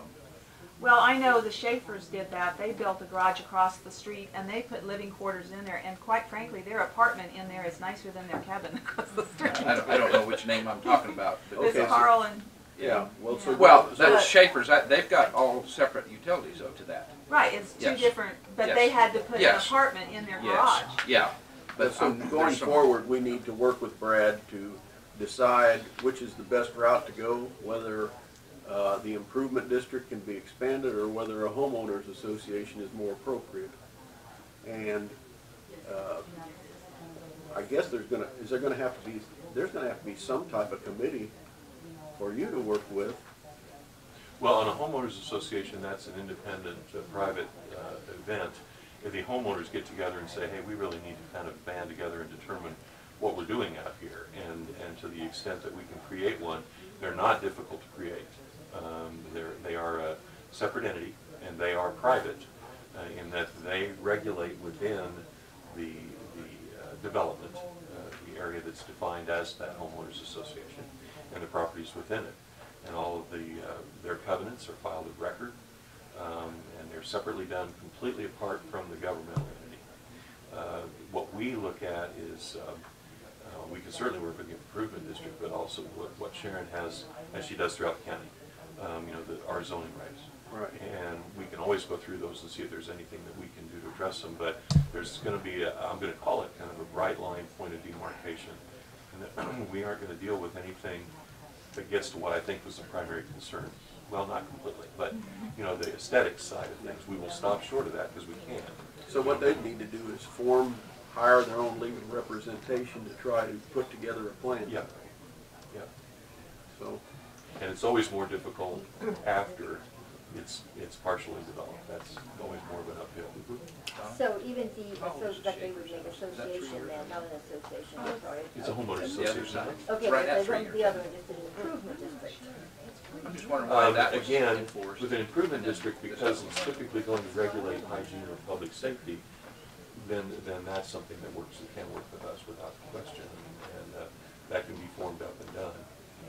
Sharon stated that there was several other possible properties coming on board doing the same thing. So we would probably want to get something going. I don't know, I'm looking at these two ladies that are here about what they probably need some time. Somebody's going to have to take it and run with it or not, you know, so. Nadine, what do you got? Ken, I will tell you that there's things all the way from fishing cabins up to $500,000 houses out there. And the residents that have lived at the lake for a long time, if it's going to raise their taxes any higher than they already are, they are not going to vote for a homeowners association. Well, under a homeowners association, it's more like a fee, isn't it? Than a tax. And it doesn't have fee, to, whatever. it's just that for the homeowners association to be viable, they've got to have a source of. Yeah, they have to have a source of some income. You know, and again, that's for common areas or certain types of, can be anything. Most homeowners associations kind of hire their own inspector. Yeah. We were in a homeowners association. Yeah. But is there any, can I ask something? Is there any possibility of a lake committee advisory board, something like that, to work even with the improvement district to at least make some recommendations or look at issues at the lake without then trying to get 100% I would say as long as it's done with common sense. Well, Nadine, I'm talking about a committee working, but we'd have to expand the footprint of what the improvement district can actually do. Yes. Because all they're dealing with water and sewer at this point. I'm up for re-election, and right now I'm thinking I'm not going to run for office. But you'd want to make sure whatever it was that they established, they would have legal authority. Yeah. Or at least authority, or not legal, but And basically what we authority. heard earlier from the Marion city manager, he feels as though that could be done. And I don't know what it takes to do that. You mean in terms of expansion of the Right. improvement district? Yeah, no, that can be done. And as long as, again, as long as it stays within our ability to regulate. Yeah. And I think it would probably even be a little bit more civil environment to do it under that auspices. Just my thinking. But when you say as long as it's under what we can regulate, are you saying then that they still wouldn't be able to regulate aesthetics Right. for the improvement district? An improvement district would not be something that we could, at least to the extent that it's governmental in nature, in any way a form of public or quasi-public entity, we're stuck with, okay, just certain things that we can regulate. Right. If you want to regulate yourself in the form of the aesthetics, and I'm just going to keep using that term, that's going to be private, and that's people, you know, every citizen can choose, yep, I want to live in an area where that's protected, and I know that everything that goes up around me will meet this minimum standard, and it will not, we won't allow, let's say that we're starting from scratch, and it's just a blank piece of ground that's been platted. We won't allow metal buildings for any purpose. You know, even if you want to put up a 30 by 50 freestanding garage for your toys, it's going to have to match your house. So if they have a committee and and the improvement district can expand their authority, I mean, the improvement district, how many members do you have here? Three. Three. You can expand it to more And members so if they you want would, to do that. you would take recommendations from the committee and either act on them or not act on them, basically. Right, all right? Does it have to be hooked to that district? Can it be a standalone group? Again, it depends on what you're wanting to form up. Yeah, but if it's a standalone group, then you're back to talking about a homeowners association. Well, not necessarily. He's saying not necessarily. Yeah, it's just that you can't have your cake and eat it too. You can expand to a degree. It's always viable to expand an improvement district and utilize it for certain purposes. But those certain purposes are where we become concerned here. Such is what I'm as, hearing. what are those certain? Well, those are generally going to be, if it's a setbacks issue, again, it bleeds into zoning, but safety issues, hygiene issues, public welfare issues are all going to be things that it can do. But if it, So does that include lawns that aren't mowed or yes, weeds that because are that's tall as the windows? nuisance properties. Okay. But that's also aesthetics. That's my, Yeah, that's what I but wanted to know. not completely.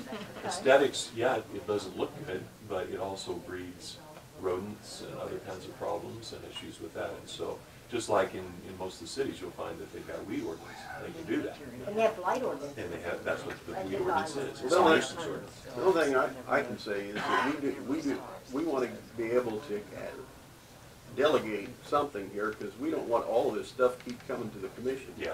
No, I mean, that's it's not like delegatable we don't to have the- anything to do. Well, I'd like to ask your sister one question, and I know. You did I'm not have to bring it up. That's off the record. I'm Phil. sorry. I just, you know the lake, I know the lake, and everybody in here knows the lake. There's 1, 2, 3, maybe 4 different groups of people out there. Oh, there Can we get them all to work together to somehow? Well, you never know until you try. Okay. That's the problem. Okay. And I mean, I know there's tons of people that don't want to see change, Yeah. period. And they're, they've been there a long time, and I appreciate that too. But you also, in order to keep people moving in, and I think you do want that income, there needs to be a few changes at least. You have to be progressing instead of But there's regressing. only so many more lots that are gonna be developed. yeah. Well, Yeah. yeah, but that's not to At say this there's time. houses. Okay. Yeah, because there's big property all around there that who knows what's gonna happen in the future. Who knows, So it could grow. I'll take one more comment, and then we're going to have to move on. I just want to know, is there a time period that's going to be set that I understand the building, but there should be a time set to where they connect up the sewer. Okay, And so, they shouldn't be able to sit there 5 years and not be connected. absolutely, yes, and we do address that. Before I can issue a permit, I have to have the approval of the improvement district that those arrangements are being made with the applicant in the improvement district. And I usually ask for a copy of that receipt that it's paid for, and then upon final inspection, I go in and do an inspection to verify that those have been set up and are ready for use, and then a certificate of occupancy can be. How long does this process go on? A permit, a zoning permit is good for 1 year with the ability to ask for an extension of a little more time if it's, So we have the one building issue that we can deal with yeah. at this point. And then Quickly, Nadine. The other thing I need to tell you is we are limited at how many more sewer connections we can add to improvement district number 2. So when Mr. Dunnigan's development was started, we told him he could only have so many single-family dwelling connections up there. So, that's approved by the state of Kansas, KDA. It says how many connections we can have to our existing system. Are you telling me that you're in certain areas, you're getting close to your limit? Is that what Yeah. you're telling me, Nadine? Absolutely, we're getting close. So that's where that approval from the improvement district comes into play. Yep. So that might have an effect on how many more buildings go up. Well, in certain areas, like over on the east side, that's clear at the end, see? Okay, finally, have we answered your Closer question? to you, maybe. You're good. That's all. Good to go? I believe so. he's doing the high dependent. We want you to know, we do want you to come to the lake. Thank you. I'm I was sorry thinking I for might all have to put that's everything up for happened. sale. Pardon me? I was thinking I might have to put everything up for sale. And so Okay. how, It's what nice they need to to do meet then you, to sir. fix the violation, the person in violation, how do you address Notice that? them, I thought you were supposed, that's going to go for Sharon. Yeah. Okay, so Yeah. she's a. We have a way to address that. So before we do that though, let's look at how many we got. I mean, I don't want to go out and just pick on one. There's one there in this area. But I think there's more than what we're talking about Well, here. there probably are, but is there, if you receive an official complaint or something like that, Okay. Yeah. you have to follow I think we just go forward with what we have at this point. Okay, so that one, Okay. for now. Okay, thanks, Donna. Thank you. Okay, so you got that, Sharon? Thank you. Okay. Hi. Well, while you're here, Sharon. What time is that? Okay, I'll see you there. Okay, Sharon, now you can start. Well. 9745. That's all right, not a problem. Thank you guys for your patience. You come to our meeting too Monday night. It's gonna be another night, right?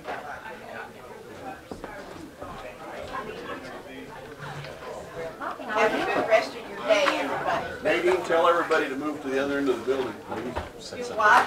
Tell everybody to move to the other end of the building. You're too noisy out there. Tell them to Okay, move I'll down. tell them to shut up or move back. Okay, that's your words. Thank you. Okay. There's some much noise out here. Sure. I know we're running very far behind, and I'll try to keep this quick. You got business, you got business. That's right, we've got business. Okay, so just for a little bit of department update, I've hired someone to fill our part-time position that's been open for a while. Joe Ottensmeyer has been able to come in to work part-time, temporarily at least. Good. So she's been a good asset to our department. I don't know if this is an appropriate time to talk about this or not, but I feel like we would benefit from having another full-time person in our department as not just temporarily, but on a full-term basis. Those issues that we talked about in the session previous to this, They didn't move down very far, did they? Excuse me, Travis, can you do the job this time? Nadine joined the crowd. She's out there Just wanna- talking with them. I got people understand how that hallway echoes. Yeah. yeah, I can't close it. It's illegal. Okay. Okay, go ahead. So, the history of this department, it's functioned on one or two people who have tried very hard to keep up with everything going on, from environmental, zoning, floodplain. I think at the most the department has had 2 + 1 part-time person. In order to be checking back on these things and reviewing these cases and doing the due diligence that the county deserves, I think that another full-time person may be warranted. I have a summary, a report. We track all the activity, all the different things going on in our department. At this time, we have 111 different open cases being reviewed, being worked through, being finished up. And if you have more questions about that, I have the specifics on those cases. Right now, I'm one person with 1 full-time staff, and just recently, a part-time person coming in to help with some review of some big things going on in our department. So I would like for the board to consider that. What does your budget look like? Well, that's something that we'll have to address. We have budget meetings coming up in, is it May?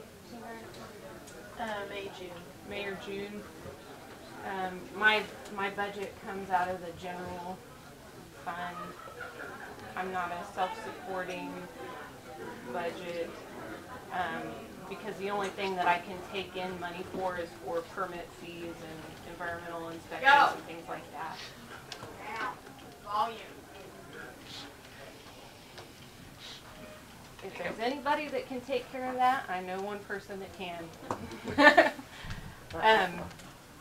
So, it just depends on how thoroughly we're going to be able to follow the regulations and follow up on things. And So a person that you're requesting, I would assume, would have to be a skilled, qualified person to actually take on responsibilities and knowing the job specifics. It couldn't just be some entry level.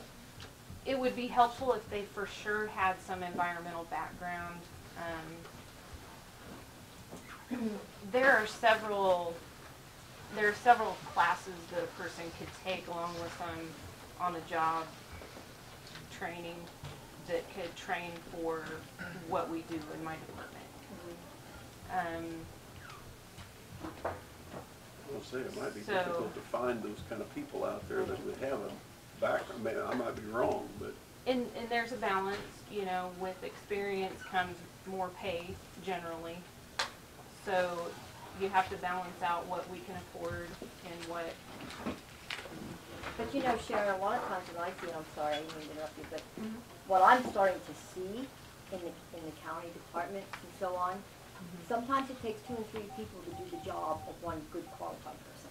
Sure. And so when you talk about paying a little extra money, it's money saved. Okay. And so I'm noticing, like in some of the departments and stuff, some of the, how should I say, the irregular things that happen or gets overlooked, or like because there's not enough staff, right, or something like that, just to hire another worker bee isn't necessarily going to be beneficial. So that's why I say, in my opinion, this is just my thoughts, if I were to consider hiring somebody in your department especially, because your department is an important department, as you see, it affects the lives and the future of the county, the way we plan it out and so on. Absolutely. The regulations. Right. So I would certainly think personally, I would rather see somebody that at least has skills and training somewhat in that area. Okay. I agree with that, Diane. yeah. I do know you're very busy right now, but I would certainly like to see what we can do in the budgetary process to make that a reality, or whether it's going to be feasible or not. And that's coming up pretty soon. So, you know, whether you think you can limp along at this point for a little while. I mean, I know you've got a lot to do, but we're going to be starting that process pretty soon again.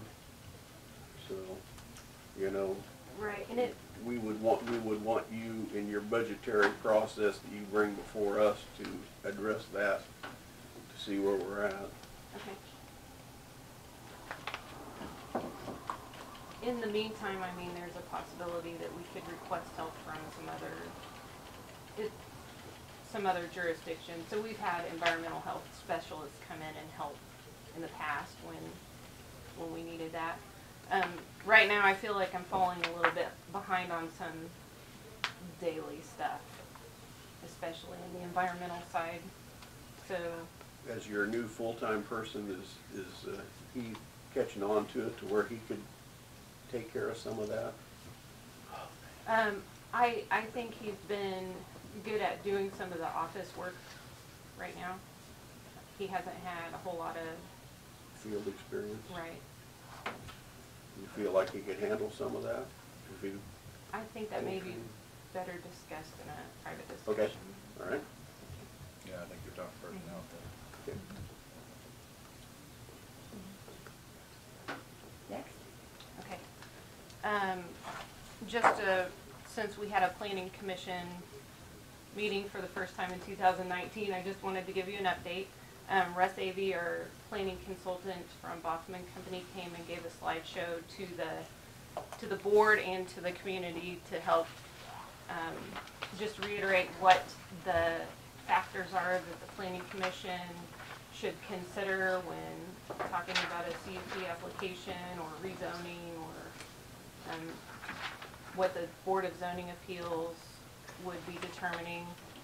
And that was a very good review for those who have been on the board for a long time, and for the new people, and for the community that was there. I think it was a good slideshow and discussion. Also,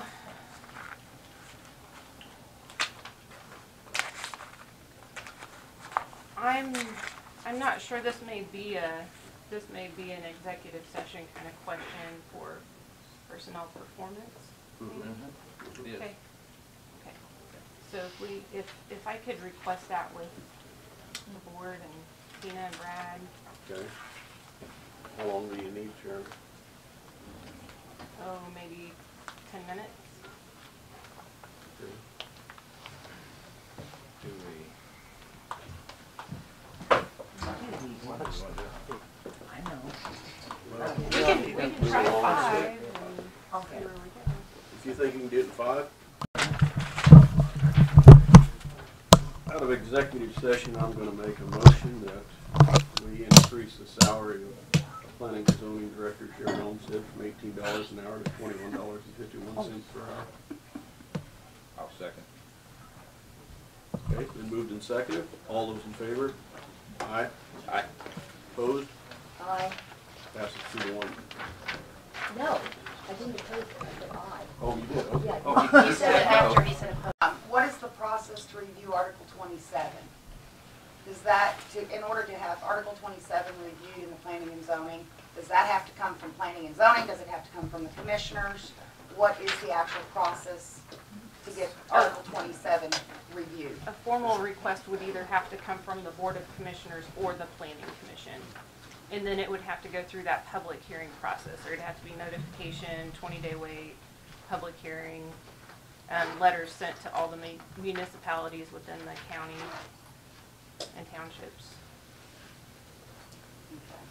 And so I was going to ask that same question, not at this particular time, but I was going to ask that same question because I think it does need to be reviewed along with 2 or 3 others.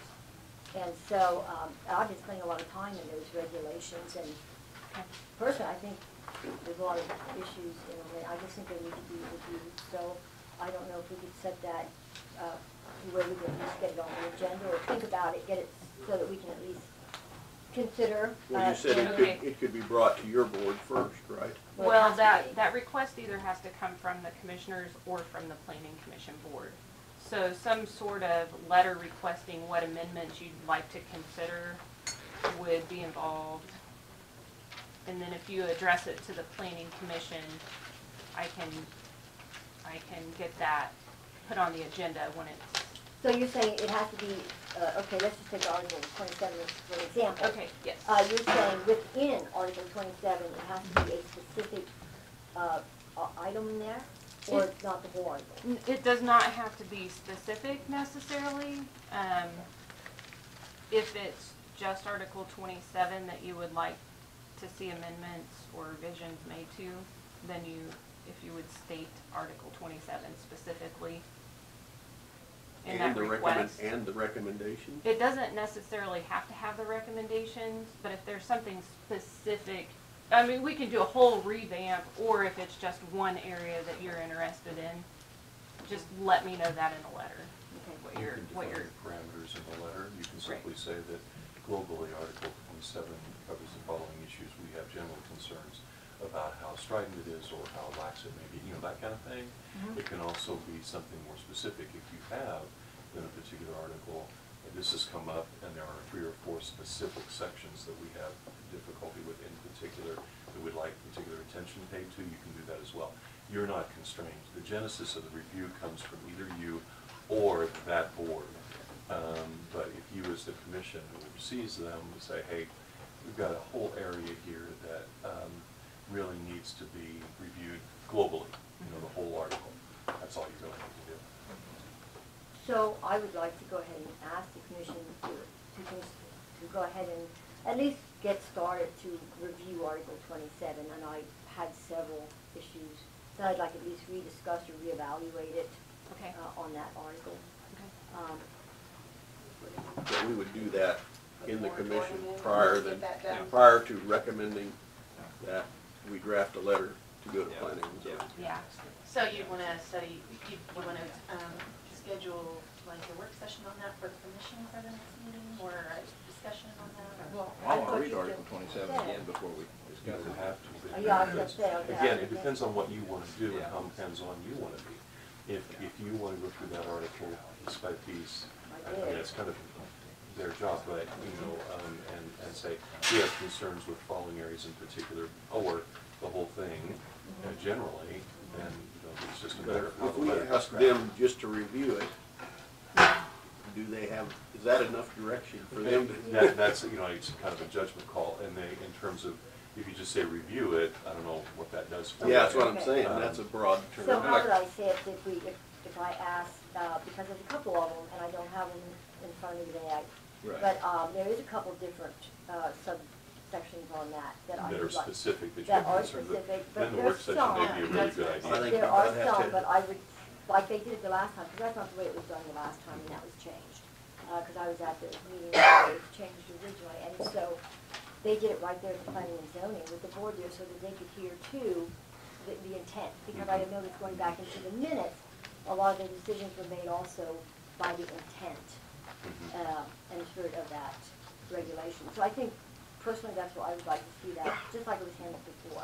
Okay, yes, That would be and my then, thought. and then at that public hearing, it would be important for you or the board to attend that so that Oh, yeah. your thoughts on that can be heard. Sure. Because if Yeah. there's not something specific written in that letter, we may not know what Yeah. it is that you're interested in having So revised. does the Since commission if want, Article 27 has to go in front of a public hearing, Mhm. would it be an appropriate time to put a moratorium in the items that are dealing with Article 27 until those issues can be addressed? Oh. Would it be appropriate to put a moratorium in place until those issues can be addressed in Article 27 prior to the public hearing pertaining to those issues? I I think we, think that would be an appropriate question for Pat Hughes. I think we need to, that's I think we right. need to sit down as a commission and review that.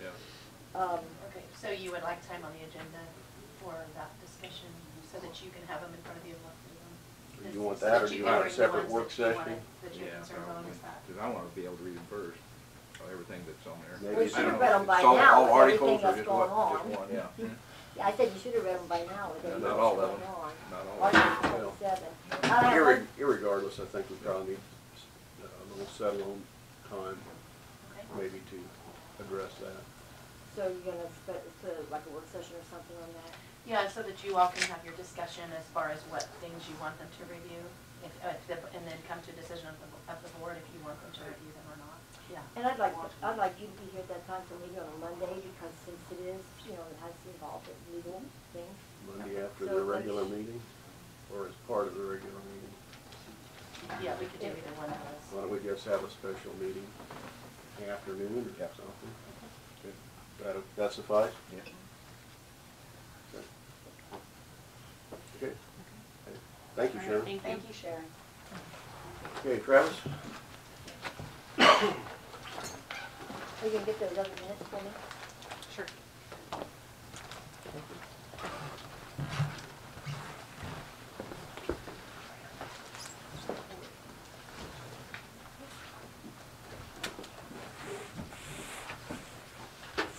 Okay, go ahead. All right, couple things to update on. Okay. So Tina will have our runs up there. For the month of March, we ran 122 calls, which was a little slower than last month. So I did some looking, we're pulling around 25 to 30% of those calls are transfers. Working with the local hospital, both hospitals, as far as taking transfers out, emergent transfers, things like that, making sure that we don't have both ALS trucks out of the county at the same time. So far, we've done fairly well at that. I just want to make commission aware that I have had those discussions with them. In the future, there's a chance that, we have to say no. Currently, I've told them they're going to have to wait, and they've worked with me on that. But there are going to be times when I have an ALS truck in Wichita, and they want another one to go, but I'm simply going to have to tell them no. I don't, I guess maybe some direction from you, or confirm that I'm looking at that right.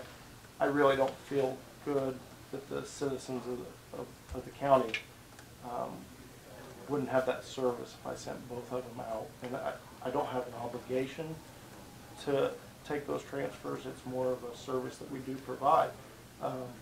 In the event that I can't do it, there may be some complaining, and I just want you to be aware of that. That 25% number you give us or higher, is that back 3 months, 6 months, a year? How long are you looking? That is since I've been here. Since you've been here. Yeah. And I think I wrote down Randy's, and I didn't check last year, but I could go back and do that. January was 25, February was 19 and this month was 30. And it came out about 25% for over that And- period. And some of your options then is, your basic option that you're trying to do is keep a qualified ambulance here for emergency. All of them are qualified. Well, yeah. The higher level Well, of care. not The all ALS, paramedics, right? Right, the ALS trucks, I want to keep one in county. And like I said, there have been a couple times that one was just getting back into the county and the other one went, and that's even a little stretch for me. I'd rather than be available in-house or closer to the center. But in this county, we're our county of transfers. I Right. hate to say that, but. No, and I'm not Yeah. against transfers. We definitely, that's a service that we provide and we should provide. It's still, most times it's a member of our county that we're shipping out and they need that level of care. I just don't feel comfortable sending both of them away and then not having the next one Not covered. Right. So, and like I said, we've done a fair job of maintaining and doing it. It's just, at some point, there is the no, we can't do it. I would guess that if we have one out, you have a request for another one, if it is super critical, most of the time they life watch, don't they? That is, we have run into that once where they ended up flying them out. We're transporting critical patients. Our people are doing that. Just the time factor is about the same sometimes. If we can be there right away and get them down to Wichita versus the helicopter coming up, picking them up and getting them back down there. It's pretty close time-wise. But that is an option that if we can't provide it, they can certainly do that. The other thing is we had talked about rigging up another ambulance, A7. The A3, our backup unit that was stationed here, has been over in Hillsboro for 2 months, and they've been staffing it and actually took a BLS transfer to Topeka for us. I think that's a good thing. That keeps our ALS trucks in town. They're not going out on a BLS transfer. So at this time, I think we're going to really hold off on A7 coming up and just use A3 in that capacity and not rig up another ambulance. Let me ask you this, if two of them did go out, leaves the county, and you don't have no other unit except for EMTs in our county. Okay. Do you have an on-call system that where you could call for or come in or anything like that of your paramedics? We currently do not. I work. I've met with dispatch. I'm going to continue to have this conversation where, for like BLS transfers, I could page out everybody, get 2 people to take that. Yeah. As far as getting the medics back in the county, other than me calling them and asking them, but there's no policy on that. Where I come from had a procedure of that nature. Our challenge is we don't have a living requirement, so those people can be hours away. Yeah, right. And that's right. the challenge. Understand. Yeah, aside from that, a callback system, if they were all in county, that could just be part of the job description. Right. But. And I would even propose that if you do set up something like that you pay a minimum of calling in for 4 hours or something like that.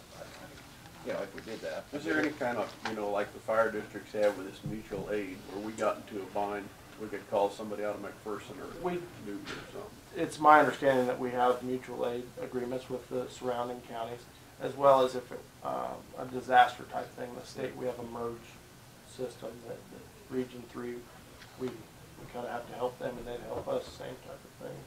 Travis, with the fact that most of your paramedics and EMTs and so on, they have second jobs when they're not on, would that also affect callback at different times? Yeah. Some of them work in hospitals, Right. Other counties and things. Sure. I think, yes, that does affect it, but the fact that they are so far away, I have people that are traveling 2 hours, whether they were just at home or a part-time job, doesn't affect their availability to me. So. Yeah. If you're going to have to take 2 hours for them to get here, it's not going to be very good. I mean, if it's something, if we can get somebody out of Harrington or Sure. something, it'd be close. Yeah.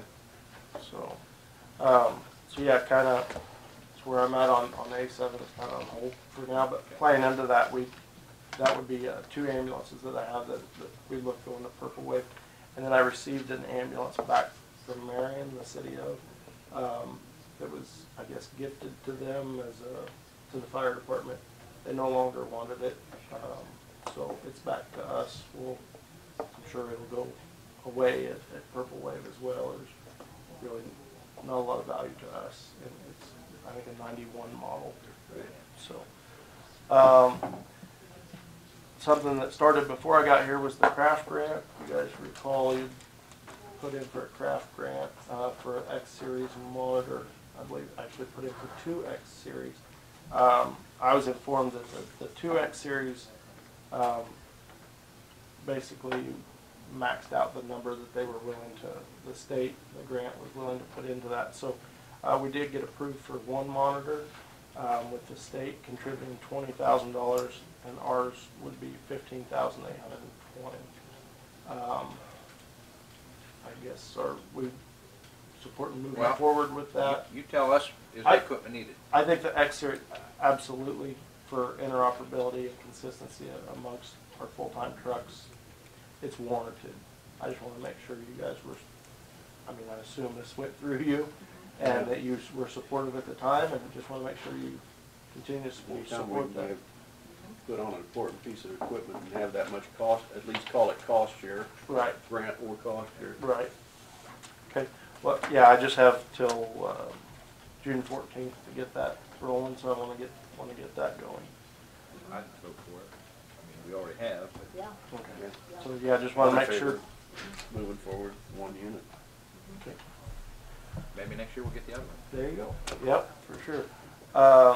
And then I think I just maybe the voice of support on the May 18th open house, and I'll go ahead and set that date in stone, and we'll move forward with that. Sounds good to me. So, okay. Well, sorry I didn't get you back on time, but I tried to stay short. Thank you. Thank you. Thank you, Yeah. Travis. Okay. Thank you. All right. Thank you. Randy Purdue out here.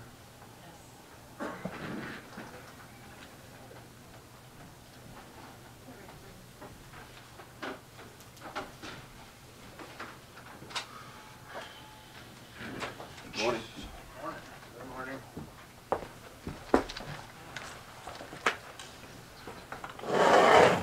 Boy, that's kind of a bad chair, because you sit right there at the camera, and so now Mr. Decker won't be seen. That's all right. Okay, I'll sit back here in the non-hot seat. In the warm seat. Okay, Randy, whenever you're ready. Well, I heard you guys were wanting an update on where we are, how things are going. I brought along, let's call them 80% documents for both us and our structural engineer. I did not get a set from the architect, but we are, the architectural on this portion of the structure is pretty minimal. We are trying to put together, having a meeting to go over these with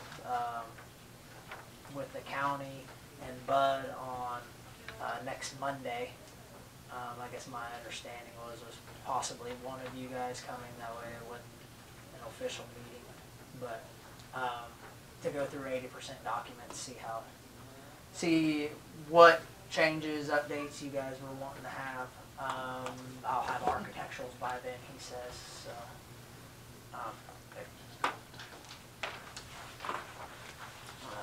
I got a second set here, I guess, of these, and got one extra of ours. So So they need, you only get 2 of these? Yeah, I only wound up with 2 of the structural. I got a third of our documents, so. 2 of these, okay. So this is that's the civil portion, and then this is the structural portion. Working through, me and Bud noticed they don't. You guys had the conversation about the steel backstop. They haven't got that called out currently in these for whatever reason. He informed me he was having some trouble printing, getting them to me this morning. So.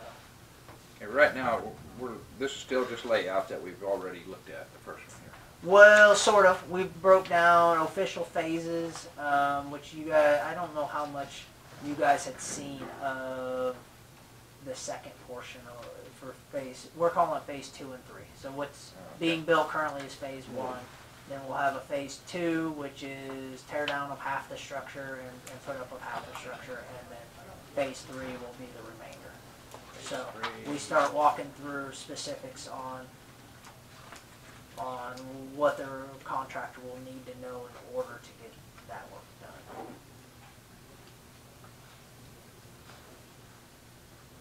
There's 2 and 3 right here. Yes, yeah. And then phase 1 is what's currently being built. I'd like to see Randy attend that meeting if it's possible. Yeah. I guess tentatively what we're looking at is 3 o'clock next Monday. 3 o'clock next Monday. Yeah, I was hoping that would fit. That'll work. You get done with here and then you Okay. and Bud be able to come up. But Okay. we're planning on having PKMR, which is our mechanical engineer, present for they'll do lighting, fans, help with the upgraded water flow that'll be required for the structure to wash off the deck and that kind of stuff. Our structural engineer will be present, and our architect. Which PKMR hasn't even started on their section of the plans with this. We want to get the structure completed. They'll be there to discuss, make sure lighting's and that kind of stuff. But really, the mechanical portion of this building is really quite.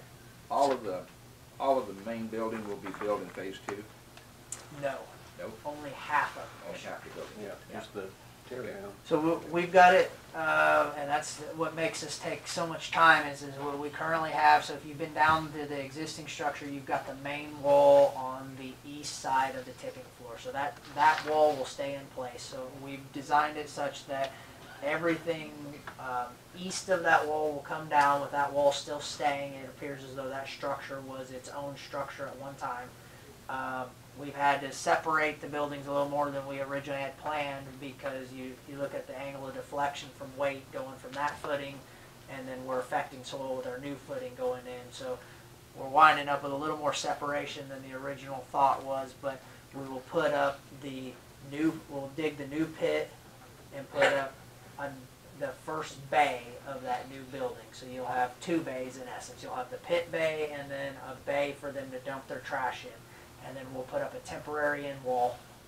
Then once that's done, we'll move over there and we will use that solely, and then the other portion will come down and we will add the additional, I believe it's 2 bays of the building that go in beyond that work. So we have 80-foot length and you're going to put 40 up? Yes. Which is sort of depicted on C7. Okay. So then at that point in time, you will have your new tipping floor, a bay to dump trash and push in, and we will be putting up an end wall. You have to. So. Yeah. But that tear end the wall, other down. yeah. Okay. Then that end wall will actually come down. There will be footings underneath that. Minimal is required. And on a metal building with clear spans, the way it is, the end wall, you don't have much for strip footings and that kind of stuff anymore. Right. Okay. And that will be sufficient for them to dump trash trucks and then be able to be pushed off into Yeah. our pit at that time? Yep, I've got no doubt it'll be tight, and if they hit the end wall, I guess we won't care because it'll be temporary. But Okay. it will be. Okay. It will be tight Okay. nonetheless. Yeah. But yes, Okay. there. You will have. I guess I don't have measurements right there. Just looking at this, you're going to have more than 20 feet. It Yeah. appears. There has been some discussion last week. We had some discussion about, and don't know whether to catch you up on it or not, on recycling. So, in this plan that we have, do we have any permanent walls in the floor now that's going to be constructed, or is it going to be jersey barriers to separate recycling versus? The current plan is the exterior well, not completely around the building, but 3/4 of the building will have an 8-inch concrete wall to push against if required. It'll, I believe, 4 foot's where 3'6", something like that's what we're planning, just high enough that any bucket or stuff you'll be able to pile against somewhat and then scrape off of. Otherwise, no, yeah, jersey barriers will be any additional. Okay. I believe the current plan shows like 3 jersey barriers kind of out from the proposed drop off in the northwest corner where people can come, pull up to the exterior and throw in Okay. through the garage door. I believe there's Jersey barriers there just to help divide for the, Okay. Well, we don't know where it's headed. We just don't want to put something up permanent. I don't think the commission does, do they? That would be, have to divide later on if the recycling goes away? Yeah, we really don't know which direction that's gonna be heading. and that's, we've helped with other rehabs and we're big push on using Jersey barriers because if somebody gets rammy and breaks one, you unbolt it, you pull it out, it goes some, you put a new one in where the permanent walls, obviously you damage it, it can be fixed, it's never the same, so that's, yeah. Anything that's out in the middle that you don't know for sure where it's gonna go, Jersey barriers are a really good way to go. Is there anything that anybody has, be thinking on it for next Monday so we can take it to them and come up with something? Why? Keep the cost down. What that has definitely been, I was informed you guys had a little bit of a discussion about the metal backstop, and that's kind of where that came from. Right. Structurally, it was going to be an issue to go back in with concrete and keep any feasibility on price. It just, the way that the overhang works out, concrete's a lot of weight, and once it's damaged, it's damaged. Where steel is fairly easily fixed. And I think the walkways, open, corrugated metal, the way we're doing it will be nice. You dirt wall collect on the bottom floor. I think it'll work out really good. Is there any cost, just roughly difference right now? Are you looking at 3 times the cost to have cement all in that area, or are we? I guess off the top of my head, I don't know what the cost difference to do cement versus, some of that was going to be just general discussion with my structural on what's it going to take to do concrete pillars or steel pillars with concrete slab over top. And as we got this discussing, because it's not load bearing in any way, shape, or form other than being pushed on, was when the discussion got brought. Well, why is this not all just steel, easier to replace, easier to fix, easier to maintain, everything? So. Otherwise, I brought just more my general interest was our December of 18 cost estimate, which was the $2 million for the total project, everything, and that's kind of still where looking through where we feel like we should be in that ballpark. I thought we were a little over 1.5. Where were you? This was. Yeah, that original cost estimate was 1.5 something. Was it? Okay. It was less than 1.6 million. Was it? I'll have to So I'm look. wondering where your 2 million came from. Look through where that was, and see. And this still has contingencies on it and all that. So. Well, I I'll understand have to that. look and see. Depends on how many change orders you get and those kind of things too. We already dealt with the 20-some thousand last week. Yep, I hope does not come into play with the next round, but that is part of contingencies. Is you have to plan for some unknowns. So. Okay. And is the west end, what will be the west end after everything is torn down and the last half put up?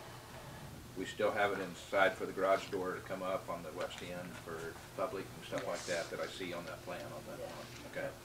Just one door or 2 doors, or do you have? Strictly one was all we were Okay. are penciling in. It'll be, I believe, a 2-foot drop right there for them to walk up and throw trash up in there. I think that's probably a new thing that's after I received some calls this week about the bin. Yeah. And so anyway, I think that's something that after I decide later on, there are some good points. One of them asked for maybe some evening hours for the country people that work, and I thought that was a good idea. And after the new building's up, I think you could have just one person monitor that building for a shift, to where if we know that we put some rules up that we don't bring in truckloads for buildings on those hours or something like that, it's for trash, residential trash, stuff like that. I think there's some rules that can be put in, and so, yeah, it's been some good points of view brought up since we've talked about it, so. And I had some of those phone calls too. Good. Yeah, and I will also say, and I seen this morning when I utilized that bin, which I always use it, there's a sign out there that says that if it's full, please don't use it. I can tell you right now that sign is gonna do nothing. It didn't It do is anything. gonna do It nothing. didn't. Because, and Okay one to of my be there. phone calls was, if I come 20 miles, you Yeah. think I'm gonna take that trash 20 miles back? I know, that Well, was a comment that's I it. got.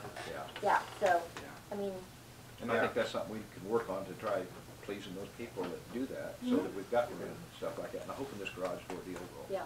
really take care of, from what we saw at different places, it That looks. sure should Okay. take care of that issue. Thank you. Anything else, Randy? I think Okay. you guys probably all know as good as I do, the Okay. mainframe's up on the phase one, and we're, from what I understand, they're still potentially looking at the original time frame, even with the delays, so. Good.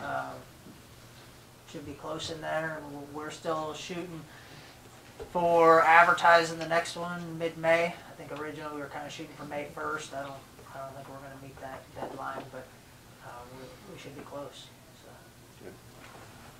Tina, could we have some sort of costs of what we have in our budget? How, when we spend 300,000, 320-some thousand for this, where we're gonna be with our budget after that? Yeah, we'll have to look at that, and really, before you approve that other phase, the next phase, you're gonna need to know how you're gonna pay for it. Yes. So Right. you're not gonna wanna advertise that so soon, I don't think. Okay. So we're gonna have to have some official approval from the Yes. board of that phase and the plan. That's once the plans are done, we plan on coming in and having that conversation. That's, We're kind of treating those as three different construction projects. Right.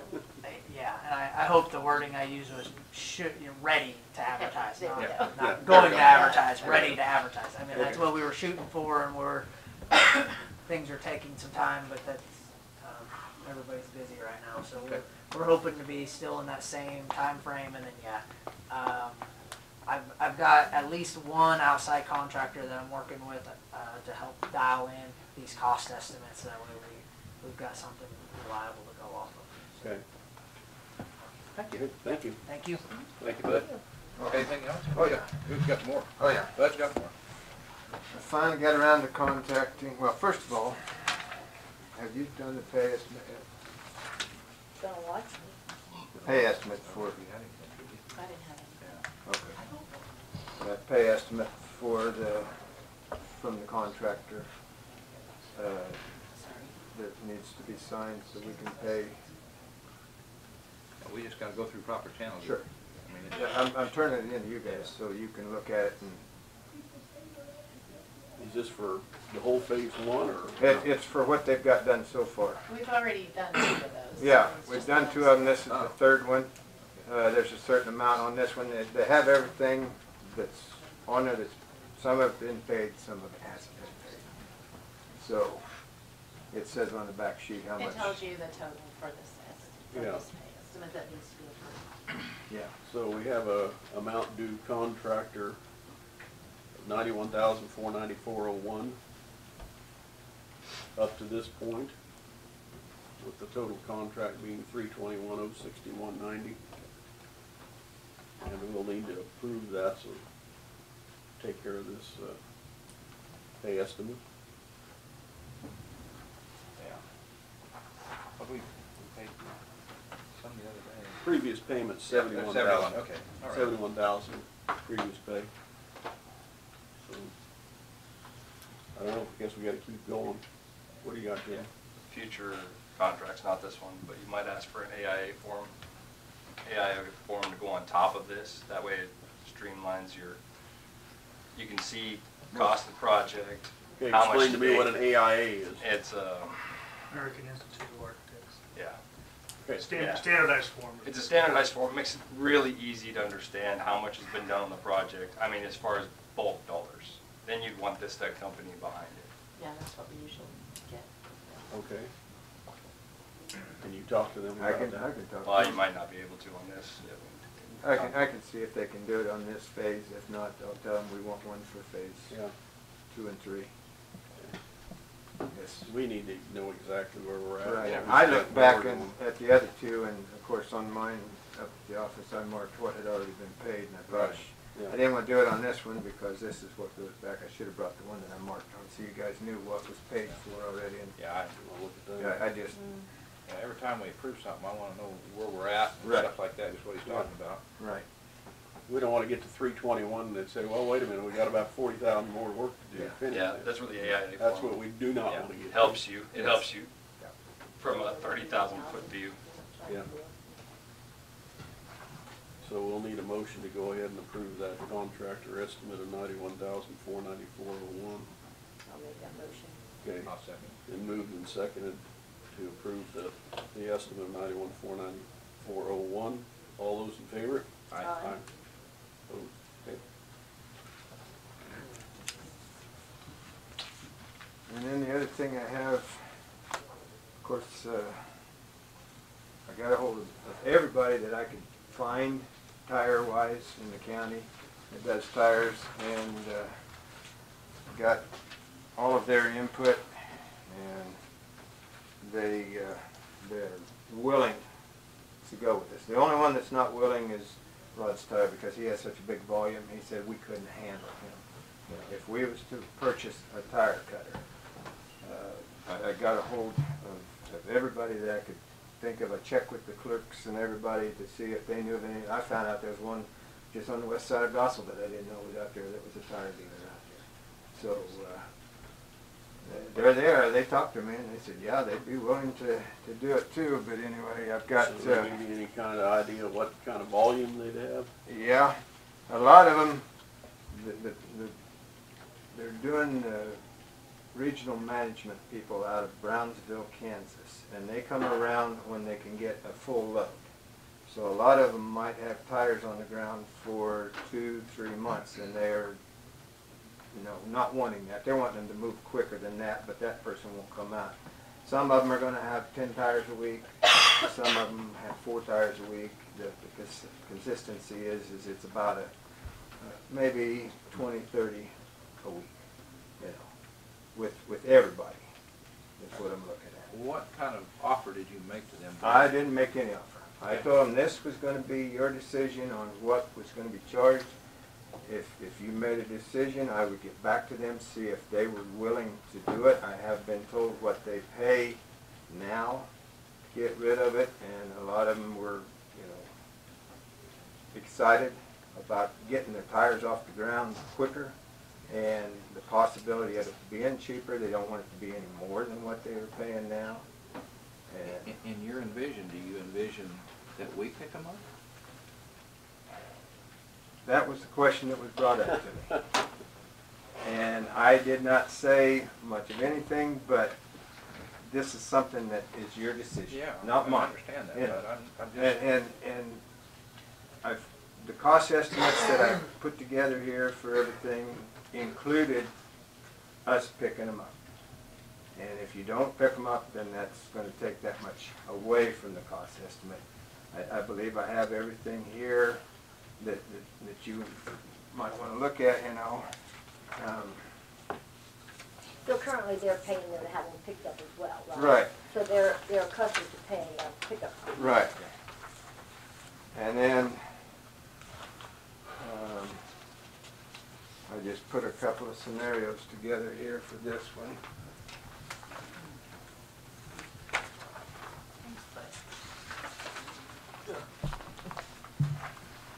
It's just, I need,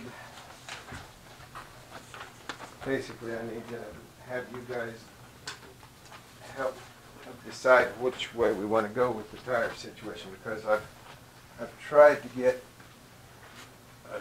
as cheap an answer as I can to how to handle this situation. That's not going to go away for us. We don't want to make the price of the tires. This price that we have is going to be for everybody, public and all. This is going to be the standing price. When somebody brings tires in at the transfer station, this is what they will pay. Right now, it's setting at $2 for a car tire, And I believe, What's the $1.50 per car tire? that's what it, if that's what you would go with. Oh, You know, that's just showing you the scenario, okay. you know, if you charge $1.50 a tire, that's what it would cost. The disposal fee is the same. I think I have everything in the disposal, you know, to get rid of. I think I've got everything figured out. Most of it's off of what I'm gonna bring in next week for the recycle per ton. But, that's why it's not drawn out in all the figures. It's in the next one. I guess I should have brought that, but anyway. This is just something that we need to,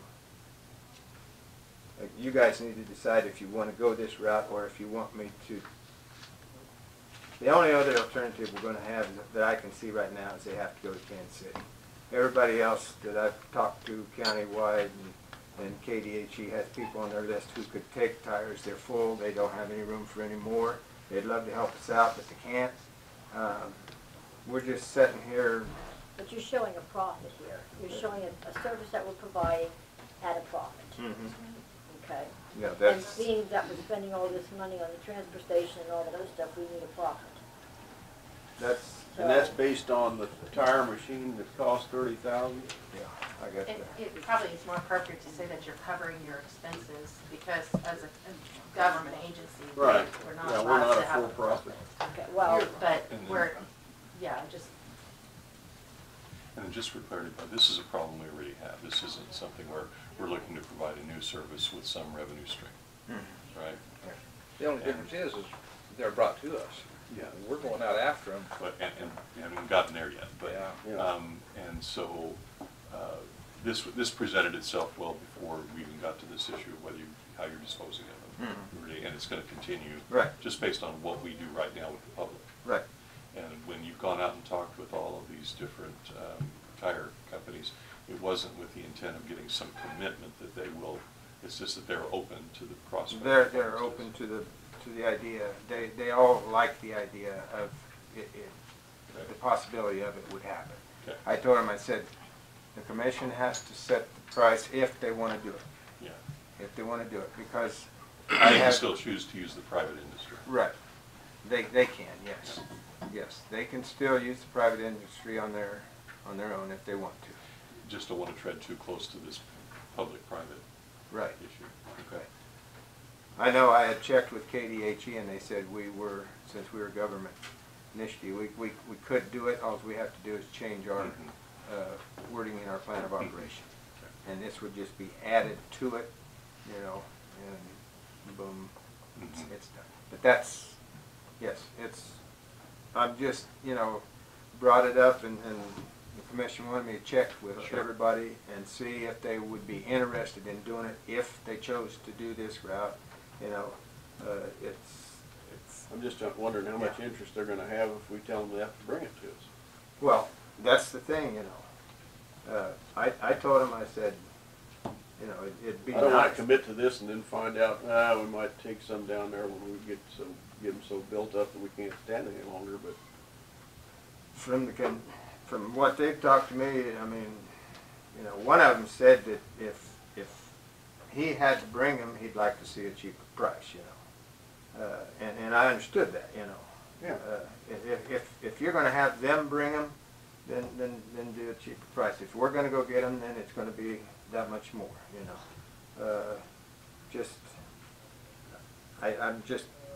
I'm hoping I got everything that you guys need, you know, that you need and stuff, so.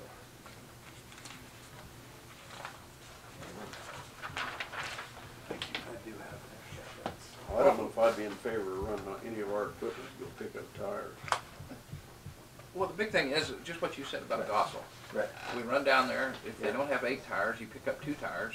Yeah. I can tell you, we spent $25 already just on gas. Yeah. Well, would it not be wise for them, for you to set up to where they would call you if they have 25 or more? Yeah. Something like that? Something, I mean. Before you make that trip for 2? Right, Yeah. right. Or just, you know, set up something when you have 25 And tires you or know, whatever. like here in Marion, there's, I think, 3 dealers, you know, it wouldn't take nothing, you know, to zip around and pick them up. Well, then you got Hillsborough, then you have Durham, you know. Tampa has a place for tires too, you know, and the thing of it is, if you get it set up, you can go make a sweep and pick up, you know, a pickup load of tires in one trip, and it's more feasible to do that than to do one person. Okay, Yeah. you say we're in trouble. What about those people that you're talking about, Tampa, Durham? They get rid of their tires through a private, or a company comes and picks But they're not them. having no trouble. I mean, they're paying No. the price and getting rid of Yeah. it. The reason we're not doing that is because our prices went sky high with those people. A motor grader tire went up to $140 a piece to get rid of. And we're getting rid of them right now for $10 a piece. If we chop them up and get rid of them, period, no charge at Del Rio. Yeah, it's the price for the MSW, the trash that we haul down there. Yeah, that's right, yeah. All it is The tipping fee. the tipping fee. Yes, that's all it is at El Dorado. You know, if you cut up just what tires come into us, the only reason that I'm checking it is if you wanted to buy the tire cutter itself. Otherwise, we could go with the unit that fits on the Bobcat, you know, and we could chop up the tires that come in, put them in the bin. When we get a bin full, call down, take them down, and it's done. You know, the But with a business. large volume of tires, you'd have to have a quality machine. You couldn't really go with Oh yeah, the cheapest oh yeah, one. yeah. If you're wanting to do the thing with the businesses, you know, which, you know, that's one reason why I've done this is to see who would be willing to do it and what they pay now and you know, the contingency is right now they all have been paying about two and a quarter. Well, the question comes down to, do we want to be in the tire business or not? We are in a way already. We are in a way, yes. but I mean, we can handle it in a Different cheaper methods. way from what's doing it now, or do we want to expand the business? Let's say, just for instance, we put let's buy the high dollar machine if that's the best one. I don't care if it's the better machine. And we put it in our shop and we handle only our own tires now. And if these other people get in need, then we're equipped to handle them later. I don't know what the deal would be worked out to go get them, because I think that's a cost. Yeah, it is. But it is a cost when you look forward, you know, when you look to the future, what, you know, and to do something like this, we should look to grow, to provide that service. I'll be prepared for it, I should say. How many grader tires do we do right now a year? Oh, it just depends. I saw what I didn't want to see the other day. We had a whole load of brand new grader tires coming in. When we see those, then we get inundated big time with it. And they might be replacing, most of ours comes from Road and Bridge. Okay. Right. Okay. Very few come from out in the private sector. Private, that's right. Tractor tires, maybe yes. But on our own business. On our own business. Do we do 15, 20 a year? It depends on how many they have to replace. A lot of them, if they replace on 2 or 3 machines a year, you know, you've got 6. That's a lot. Or if you get somebody that ruins, you know, one on the road, then they straggle in. But I don't think that they replace. Let's see, I don't. What do they got? 12 sections right now. They got 14 graders in there. 14. Anyway, they might replace a third each year. You know, so you might get 18 a year. 18 tires at $140. That's almost $2,000 a year that we save by. Then we still have to pay for the tipping fee, but yet the $140 is not there if we got rid of them. Like Right. what we're doing right now, paying the $140. No, we found this place that's going to go by the wayside. Where we're taking them now is going to go under, and it's $10 a tire there. $10. Okay. Yeah, I think it was 2-3 years ago we found this place and that's when we quit paying the high dollar. I mean, they were even charging $7 for a car tire where we were getting rid of them and stuff. You know? But anyway, I just. That's a pretty good chunk of cash. I mean, I don't know if we do a lease purchase on that amount. Good. Oh, you can, yeah. Takes out 30-some thousand from your Well, that's what I mean. That's a building. pretty good chunk of change. Yes, I know. What we've got going on now. I know. I'm just trying to get something lined up, so when the guy says, I can't take your tires anymore, I don't Right. have Right. a bin full of tires, you know, or bins, pretty big bin. I mean, it'll hold well over a ton of tires. And that's not chopped up, that's smashed in there the best way we can. Well, Bud, I appreciate what you did for the little Bobcat. I'm scared of that myself. To say that it would keep it working without major repairs when you've got a fairly new one and it don't work good anyway already. I just sort of said, you know, the one that he tried out. Plus, you said this would be a one-man operation Yeah, rather than two, this right? machine is set up to be a one-man operation. Maybe two if he's got a big tire that he needs, but most of them have the lift. The lifts the tire up, flops it on the table. So, and then the rest of the time, you know, if you got a big tire, you mean to have somebody to help you turn it. Depends on which one you go with. I think the Tough Cut, the cheapest one there, has the roller system for the tire to roll around. Do you have 200 tires a year now, 400 tires a year? Oh, we've got more than that. 600? Yes. These estimates are on almost 19 tons of tires per year. That's quite a few tires. That's what you handle now, you think? Yeah. We last year was a little bit slower. We didn't have, but this year's on track to be a good year for tires again. I mean, if you want to call it that, we're going to get a lot of tires, is what I'm getting at. And I've had reports from down so we can be reimbursed for those. So far, they haven't turned us down when we turn in the orphan tire bill to them. Oh, so any tires anything that comes, that our employees pick up and bring in, well, that's good to know. 'Cause yeah, they're out there. Yeah. All over the county. They reimburse us for the fee to get rid of it, the disposal fee. About the only thing they don't handle is the man hours to go get it. Okay. Does our new building have room to handle this machine? This machine, I think, is going to be designed to be outside the building. Oh. You know, maybe put a little roof over top of it so you're not. Everyone I've seen operate is outside the I building. can understand that. Because of the motor, you know, Okay. the gas or diesel motor Okay. on it. I think we need to just keep it outside. And if you have a machine, the tires can be kept up on. You know, if somebody brings in 50 tires, then one of the guys just go and chop up the tires, you know, when they got time, and throw them in the bin, you know. Preferably, if you have this machine, it's sitting right next to the bin, so when they chop, they can just throw them up, or you can take any of the machines and pick them up, you know, in the bucket and dump them in the bin, because The machines that I've seen is much lower. I've not seen anything this size. Right. I've seen, the ones I've seen at Council Grove, Yeah. it's electric, it don't have gas. The one we've seen. that was the one that made 40, I thought, so. Council Grove, oh, okay, no, they're both gas. They're both gas now? Yeah, at Council Grove, yes. Well, they might have changed, because the last time I seen it was 6 to 8 years ago. And I think his are just do car tires. Okay, Go yeah, and that's see all it. I've seen, is car Yeah. tires. Yeah. I'm taking a shot in the dark here, to tell you the truth, what liability, or what kind of time frame is this thing gonna wear out with the gas motor? What time, you know? I don't know. I can just go by what the I've seen it. the person has told me that I've contacted at the companies, you know. Mhm. Eagle International and Desco are the only two that has actually, the other ones I got off the internet, so I was kind of curious Right. on what other companies would sell, you know, I looked them up and stuff.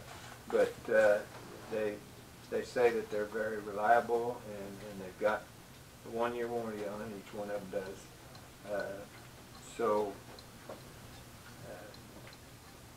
I'm just taking their word for it, I that understand. they can cut so many tires in an hour, you know, well, yeah, it's capable of doing that, but are you guys capable Yeah. of getting them up Depends there on and the cutting person them? that's running it. You know, I mean, you know, just watching the demos on their websites and stuff, you know, yeah, it just snaps right through a tire, and boom, boom, boom, and in less than a minute, you've got a car tire cut up, you know, But so you you've can got, do. you've got one more to bring in, you've got 4 pieces here to get rid of, Yeah. and it's gotta go somewhere. Yeah, yeah, and That's if your you, quarter, huh? right, yeah, that's what it is. And then like I've said, the bigger tires have to be the same size as what a car tire is quartered.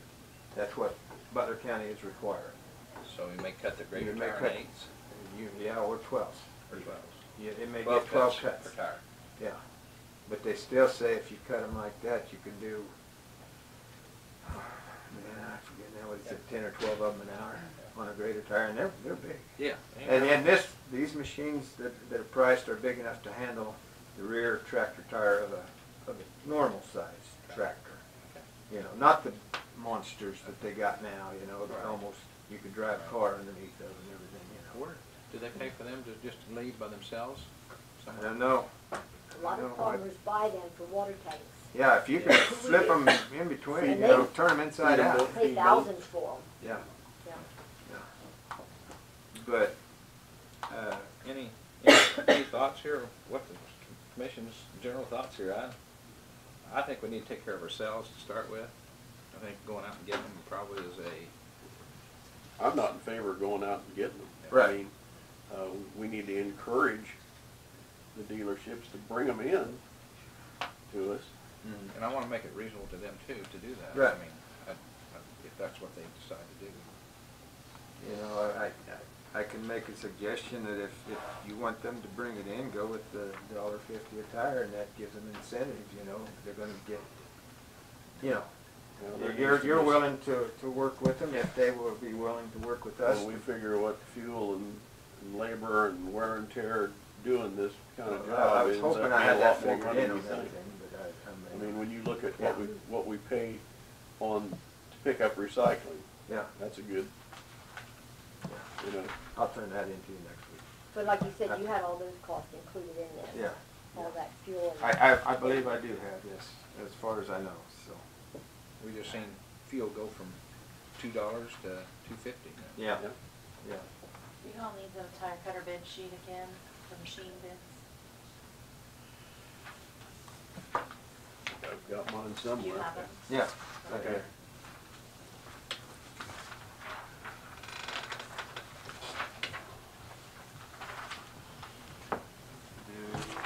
Seven. I think I have it. Thanks. Oh, no, I didn't. I was thinking 30-some thousand, and you could go to 60,000. Well, the 60,000 one, well, those are the ones off the internet. Okay. They're the same as like that 125, it's a lot bigger than the ones I have from Tough Cut, you know, Eagle International. It says it's a gigantic one. The model 2906 from Desco, that one there will handle, she said, the bigger tractor tires, I believe. Now, how big it goes, I don't even know if I'd want to handle that. You know, that's a big tire. If anything bigger than the motor grader tire, I don't think we need to even mess with, you know. Do you know where any of these are? We'll go look at. Ford County is the one Desco, yeah. Said Desco?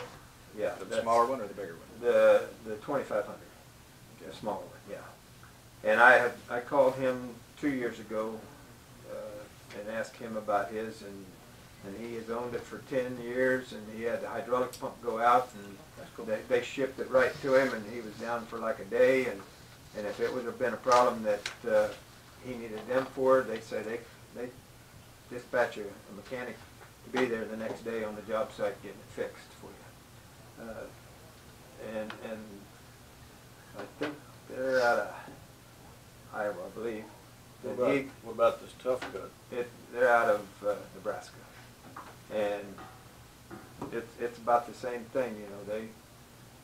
Is The ones I've diesel- seen. Go ahead. I'm sorry, is the diesel motor better, a little safer than the gas, or more efficient, or? It's probably got more power, you know. They all got the same amount of pressure on their hydraulic system. I just think you could probably run a diesel motor a little cheaper than the gas. Long run. Yeah, but would you, over the course of 10 years, would you save $6 grand? That's a lot of. Probably so. That's a lot of money to be. What do you think? Huh? I was just looking at it, what do you think? For the, For a diesel to run a motor every day, would you save, you know, 5, 6 grand, do you think, if you're running that versus gas? for how long? For every year? Or for- Well, let's say a year, yeah. I don't really know. Yeah. That's not my specialty. No. I know in a truck, a big semi or something, you can let that thing sit there and idle all day Yeah. for almost nothing. Well, I won't say almost nothing, but I mean Right. for very little. Yeah. I know we put 72-hour tanks on the bottom of generators, and they just idle and test. We gotta put additive in them to clean them up, because they never burn it up. Yeah, yeah, the diesel fuel. Yeah. Hope we don't have to. Yeah. Yeah, 'cause But we also had a diesel fuel spill down there too. Well, you could spill gas too. Well, yeah, but I think it's a little different scenario. Yeah, gas would be explosive. Well, yeah, but I mean, when it comes to contamination, gas soil, you just throw it out on the ground and about a day later it's all gone, evaporates. It evaporates quicker than diesel because diesel's got the oil in it. Diesel's got oil in it. Yeah.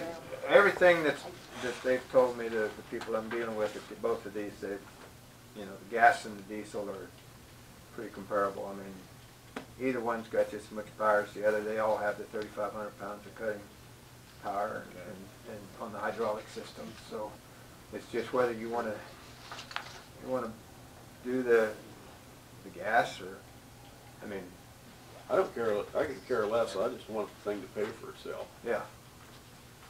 I mean, these kind of items are a pretty big hit on the budget. Right, right, and you know, the other alternative was like Randy said, the one on the skid steer, and that's a two-man operation right there, where this one here would be a one-man, you know.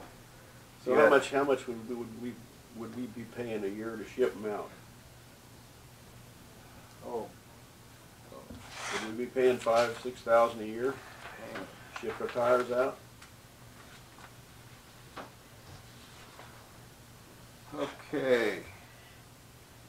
In 2016, we spent about $1,800 bucks. 2017, we spent $3,500. Yeah, but still based on that, this is a long-term payout. 2018, we spent $2,300. And that's a total of $7,500. that was with the lower cost company. Yes, that's with So the if you lower. took the same number of tires and went to their cost to that, what they told you it would be? Right, if we have to go back to resource management, or if we would have to go to Chaplain, whatever's up in Concordia, our price would go up. That's what I mean, you're basing that on prior cost. The new cost is gonna be Right. double? Just so you know, Rod told me he paid $120 a ton to get rid of these tires. And you said your bids was on how many tons? 80-some tons? What you? 19 tons. 19 tons a for year? the 1 year. 19 tons For a the year, 1 year. 20 tons. So. And he Because deals- I guess we'd need to know those figures if we decide to do a lease purchase too, because do we do a 2-year lease purchase, 3-year, 4-year? Yeah. 'Cause I just don't want this thing crowding the budget. 31,000, 3 years, 11,000 a year, probably plus interest, or 32,000. That's the way gas motor, diesel motor's 38. Divided in 3 years, you're looking at 12 to 14,000 a year. I mean, to me, it looks like you're only gonna have to do at least a 4-year lease purchase. You have to do it that far out. Well, I'm just basing it on the cash that's coming in.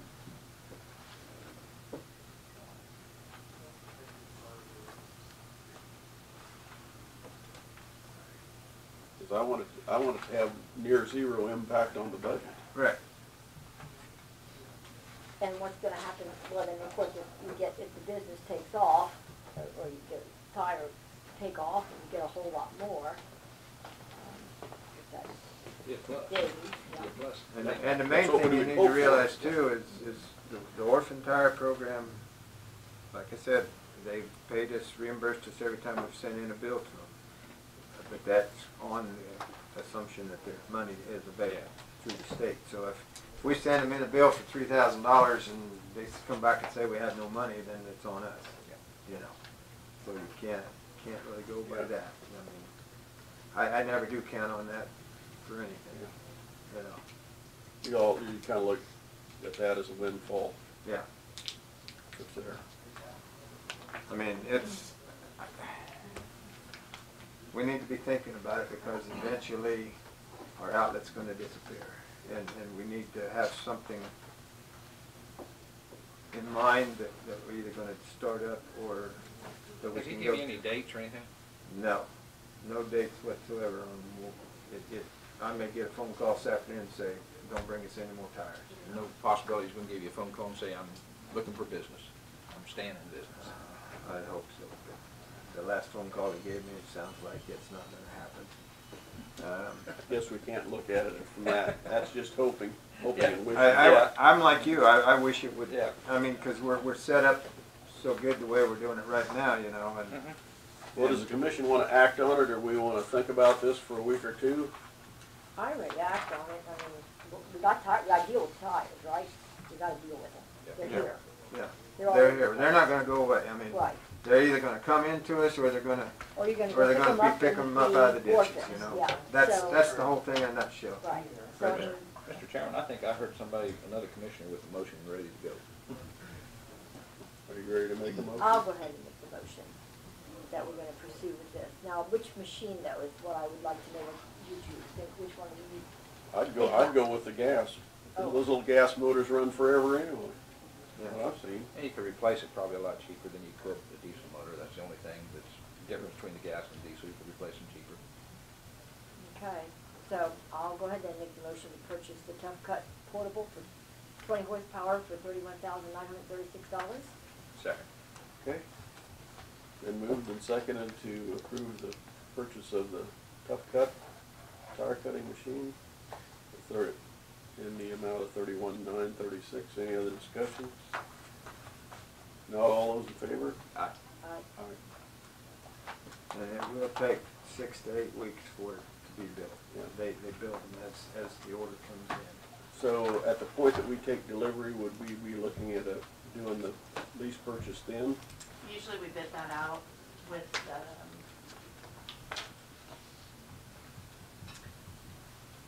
a little bit before we would take delivery. So can we put that on the agenda out a month or something like that? I'll let, when I get done notifying them, I'll let Tina know, Okay. hopefully a possible delivery date for it. All right. So, and the chemical sales is up, started up last week and it's going strong. Everybody's coming in.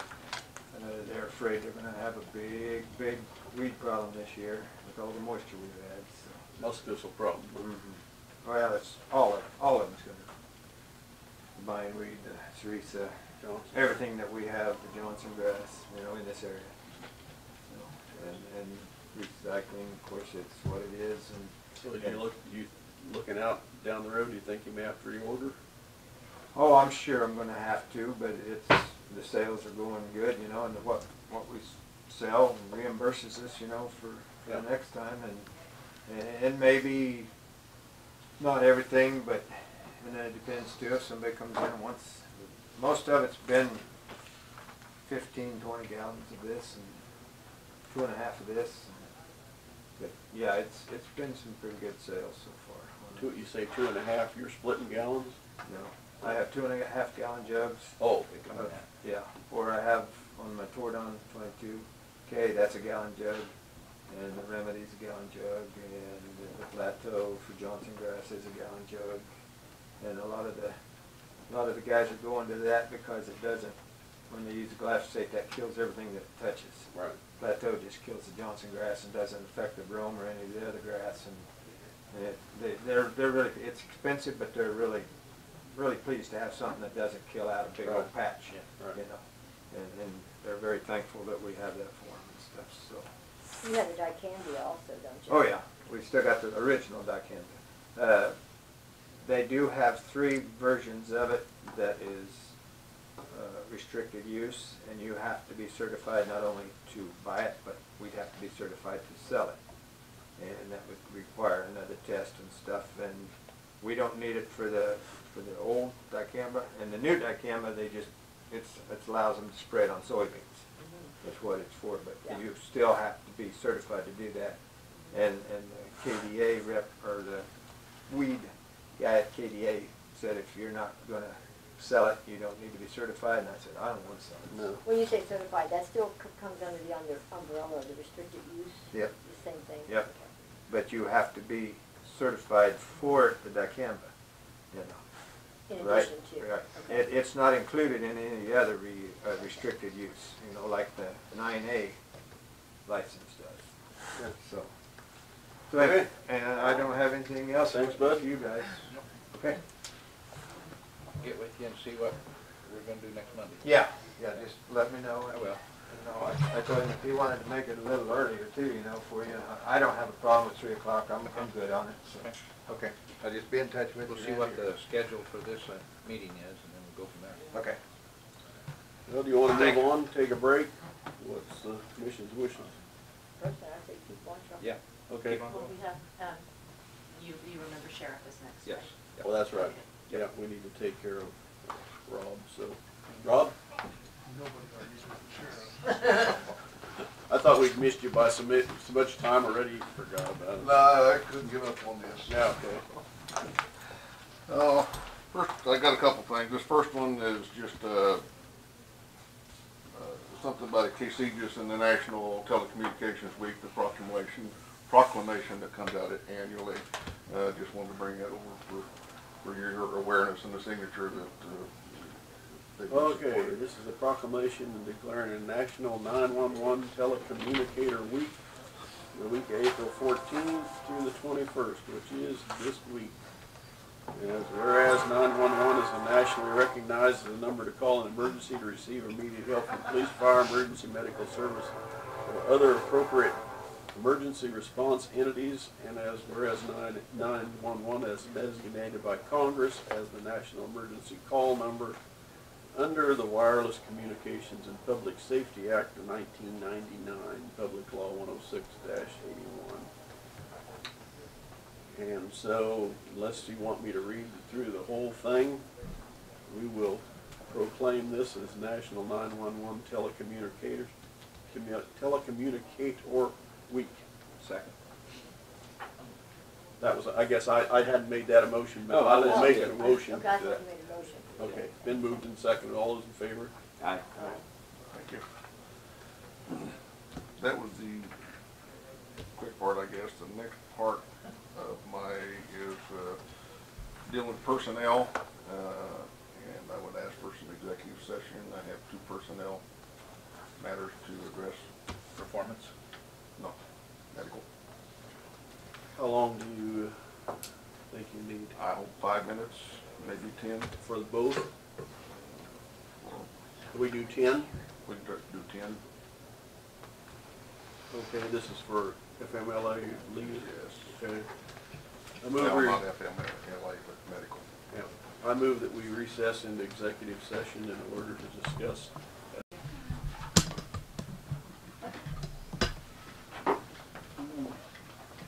Okay, out of executive session, I'm gonna go, all those in favor? Aye. Aye. Thank you. That was my issues that I had today. And is there anything for me? Everything's going well other than that? Hopefully. Stay healthy. Okay.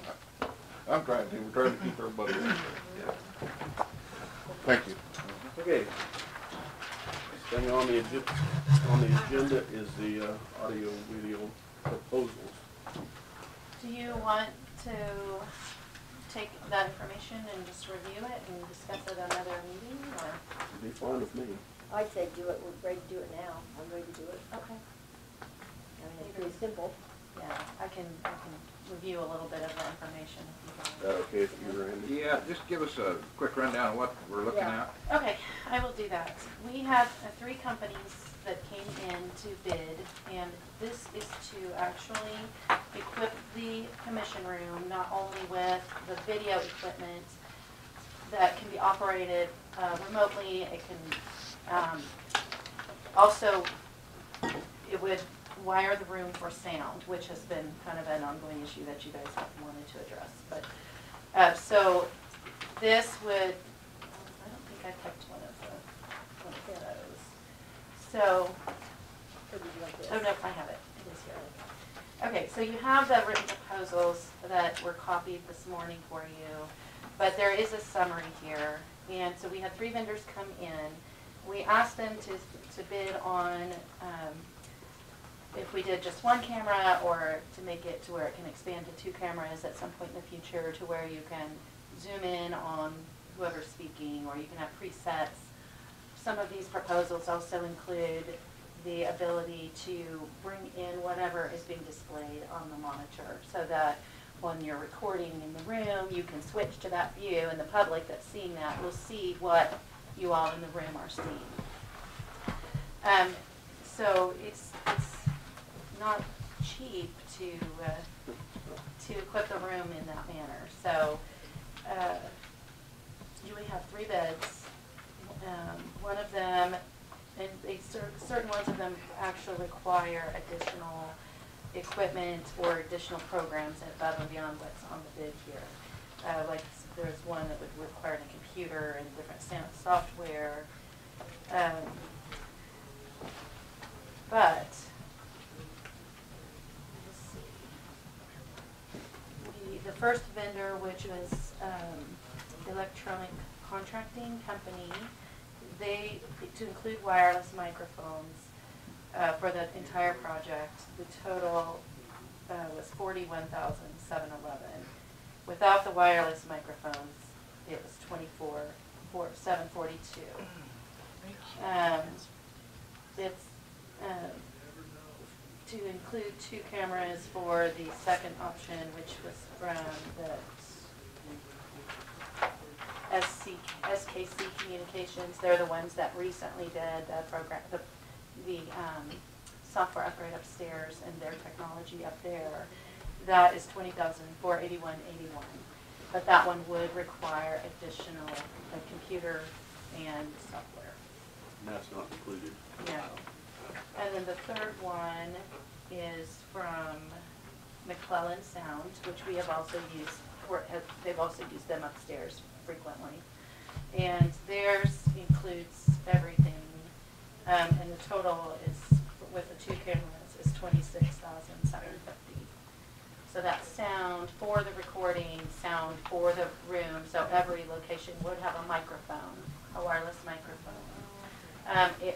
That's also including speakers in the ceiling, so that your people that are at the meeting are able to hear the microphone sound. I did have these all reviewed as well by somebody in this business, and they had a specific one that they thought was the best. The question I have is, we have 2 more bodies coming before too long.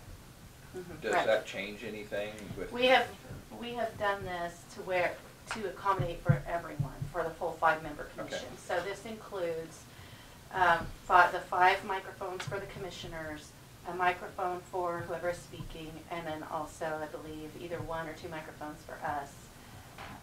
So that's all inclusive in here. Okay. We did take that into consideration. And as far as the cameras themselves, one of these proposals does not include like a camera that can zoom or pan or tilt. The third one does. On both the cameras, they are fully capable of all the functions, and it can all be controlled remotely. So as I was reading this and looking over this, what was in our packet and stuff, I thought, I mean, it's a Cadillac proposal, it's really nice. I went back on the video to see what kind of hits we have on the video and what was on the TV then. And so this past week there was 102 hits, and then the week prior was 40. Before that was 34, then 91, 43, 38, 77, 46, 39, 50 per week. And I will tell you that I'm at least 3 of those in each one, because I do go back and I do review for my own. I hear a lot of things differently when I hear it 2 or 3 times. So I know I personally am at least 3 of those hits. When I look at this and the money for this lovely proposal here, I'm just thinking it's a little more than what, when I voted to do this, is more than what I thought, especially since we have the service that we have with the volunteer, and it doesn't cost the taxpayer a dime. So to spend $25,000, $26,000, whatever it would be, up to $40,000 for a service that we've already got, that doesn't cost us any money. Now, it's true that I've never had Yvonne or anybody come, well, I have Gene come in a lot of times, and I do pay him extra out of my pocket for him to do that when we have special meetings. But I don't have him come in like for anyone's payday to video that. And honestly, you know, for this type of interest in it, I just think right now, with the way our budget is and all the things we're facing, that maybe we should table this or rethink it. I mean, because it's free. It was free. We just spent $30,000 on a tire cutter. I know. And really, for the number of hits, I mean, true, it's going to grow, probably, maybe, but it's been going on now for over a year. And I always thought the most important thing is just to have the commission meetings covered. All that other stuff, work sessions and things like that, there's a couple people interested, but you don't get the interest that you get just in the commission. I talked to a few people that watch it regularly and asked them, what's the worst thing, what kind of comments, and they said, well, sometimes we can't hear people. Right. And that was, other than that, nobody really seemed to act like, oh, the picture's terrible, and I think they want to hear it more than see a face anyway. I think if they were mic'd, it would help amazing much. If you could just have microphones. And we got proposals a couple years ago just for the microphones in the room, and they were, I don't remember the cost, but it was over half of what this is.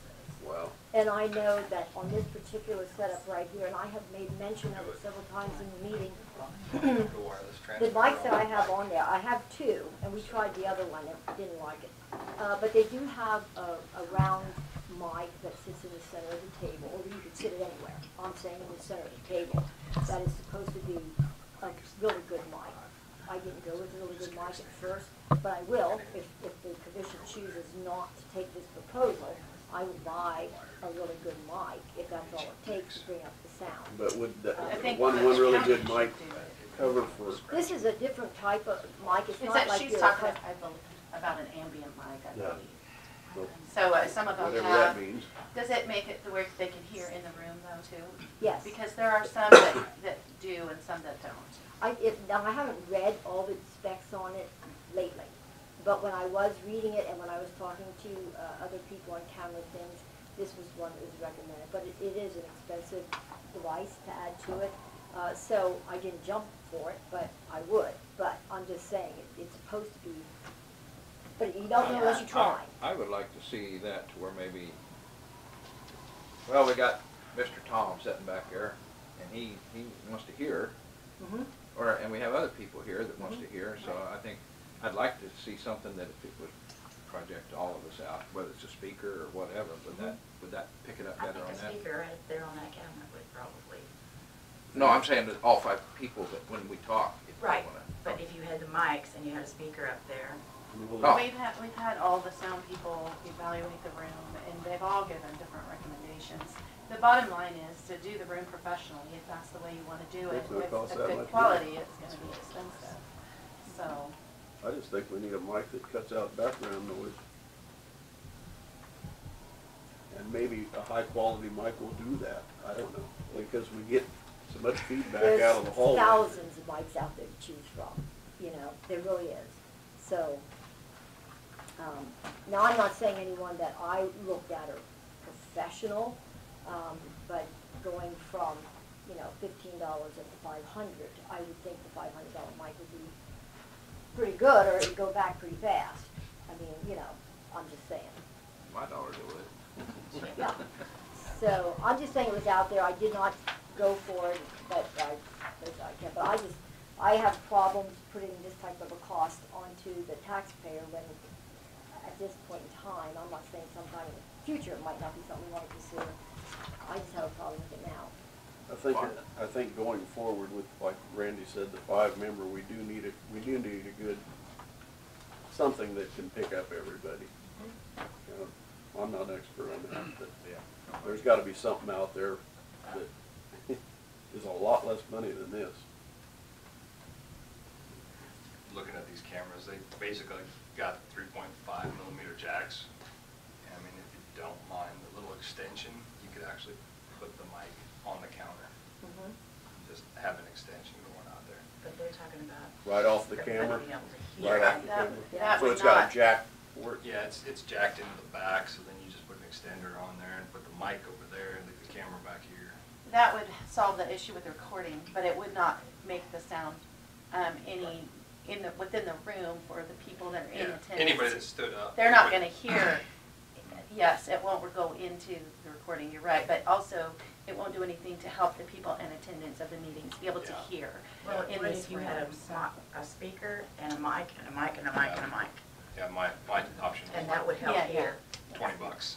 Yeah, exactly. I've seen some of those, and some of the speakers that I put on my computer will blast you out of the room. Yeah, I think there are a lot of options.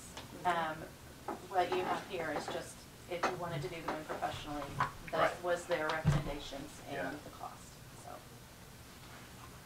Well, I think considering that, when I first started doing this, nobody really wanted me to do it.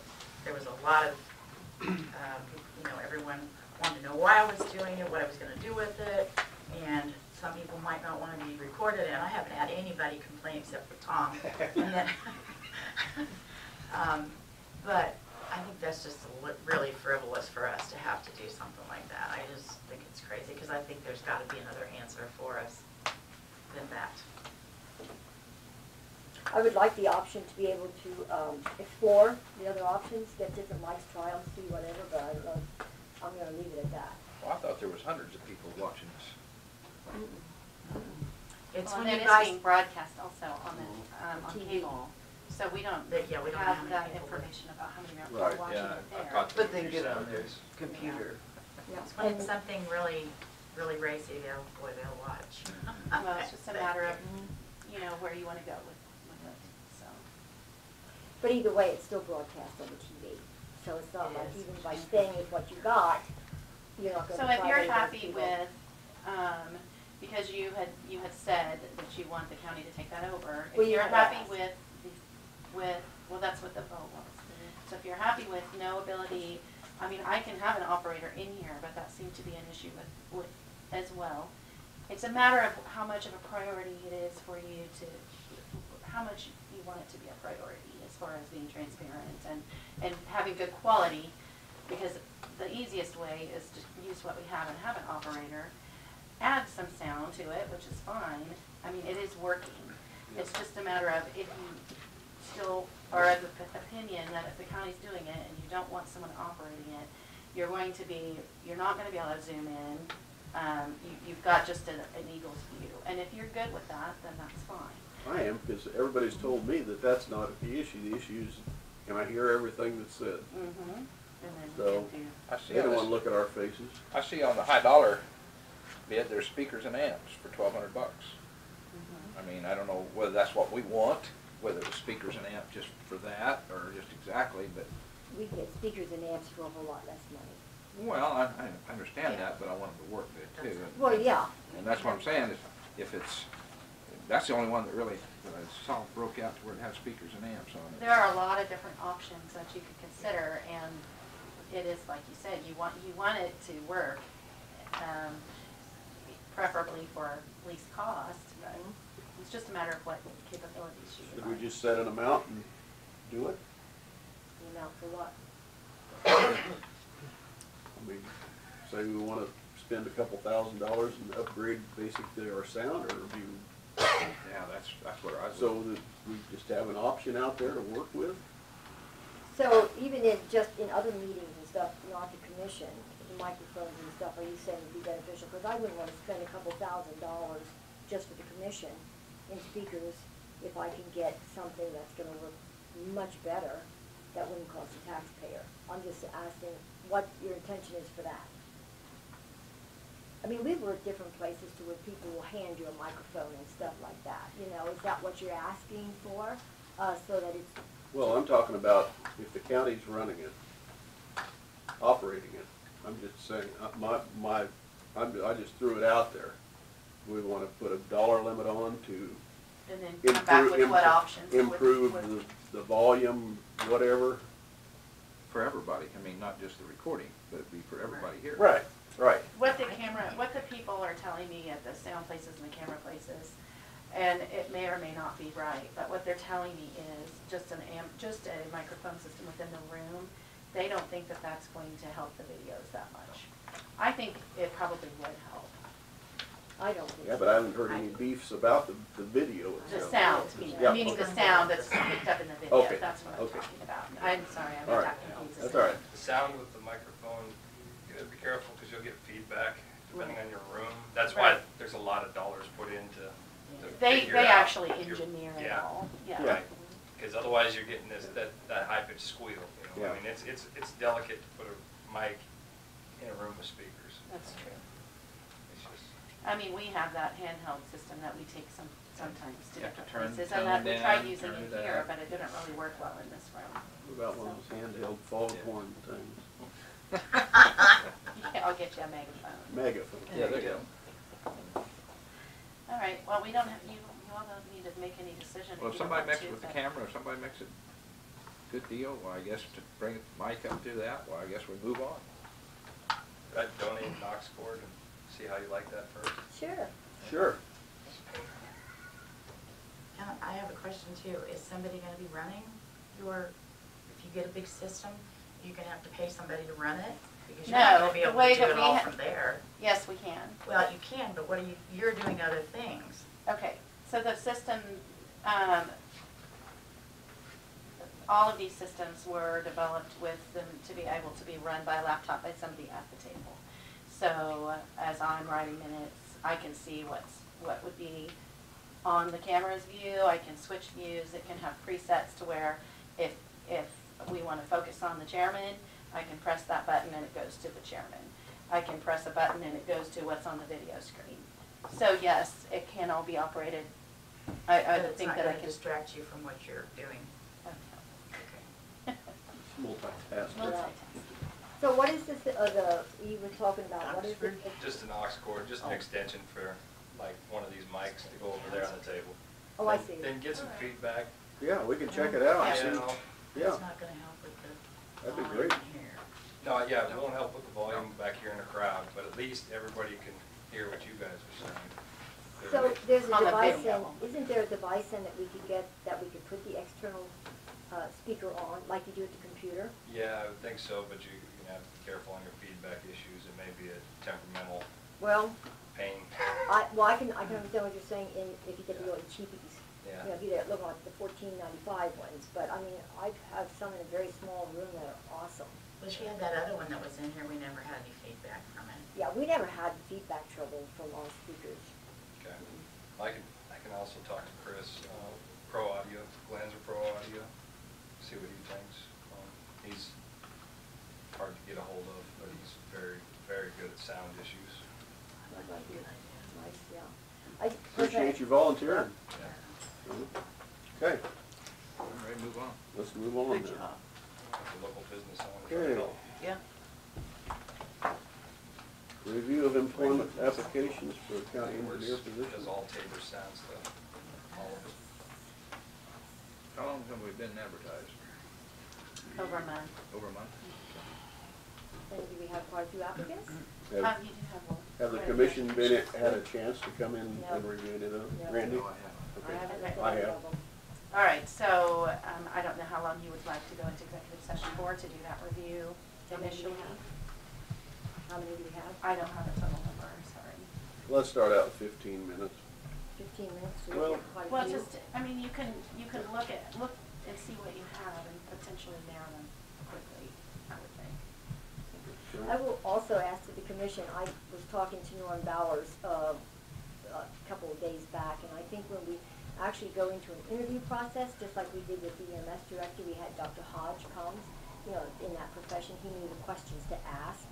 And so I think it would be a good idea to have Norm Bowers, and he does that to the different counties, sits in with the interview process, and because he knows a lot of, in fact, I bet he knows every one of them throughout the state, which I think would be beneficial for us to include in the interview process. Yeah, I'd agree on the interview process, but Yeah.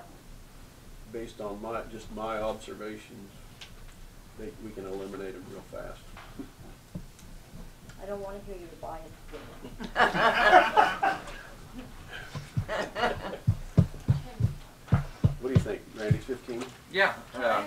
Before we go into that, are you gonna take public comments, or? Yeah, that's a good idea. Can I address a quick concern pertaining to section? This would be under citizen concerns? It was actually Ms. Novak's concern. Oh, okay. that Yeah, okay? we can take care of that, Sharon. Real quick, okay. She requested some copies of documents. These were sent to her April 10th, including all the minutes from 2015, 16, and 17. If there were items missing, it's because we didn't have a meeting that month.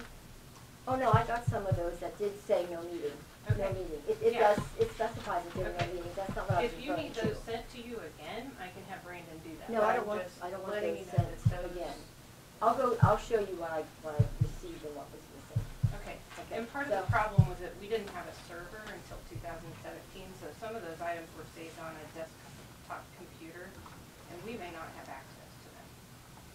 If we do, then Lloyd Davies may be able to help and get access to those. You still have that computer? One of them for sure, yes. I'm just wondering if something like that he can help transfer some of that to server. That could be. Yeah. Okay. All right. Thank you. I'll be in contact with you, so, yeah, that's what I thought. No meeting, correct. Yeah, so if there's gaps in it, it may just be that there was not a meeting. I know. So, Okay. thank you. Thanks, Sharon. Okay, public comments? Well, okay, public comments. That's what I was gonna ask maybe before we go into executive session, but we have a couple here. Mr. Marsh? You want me over there or here? Yeah, come on. Okay. Whatever, Sandy, for you.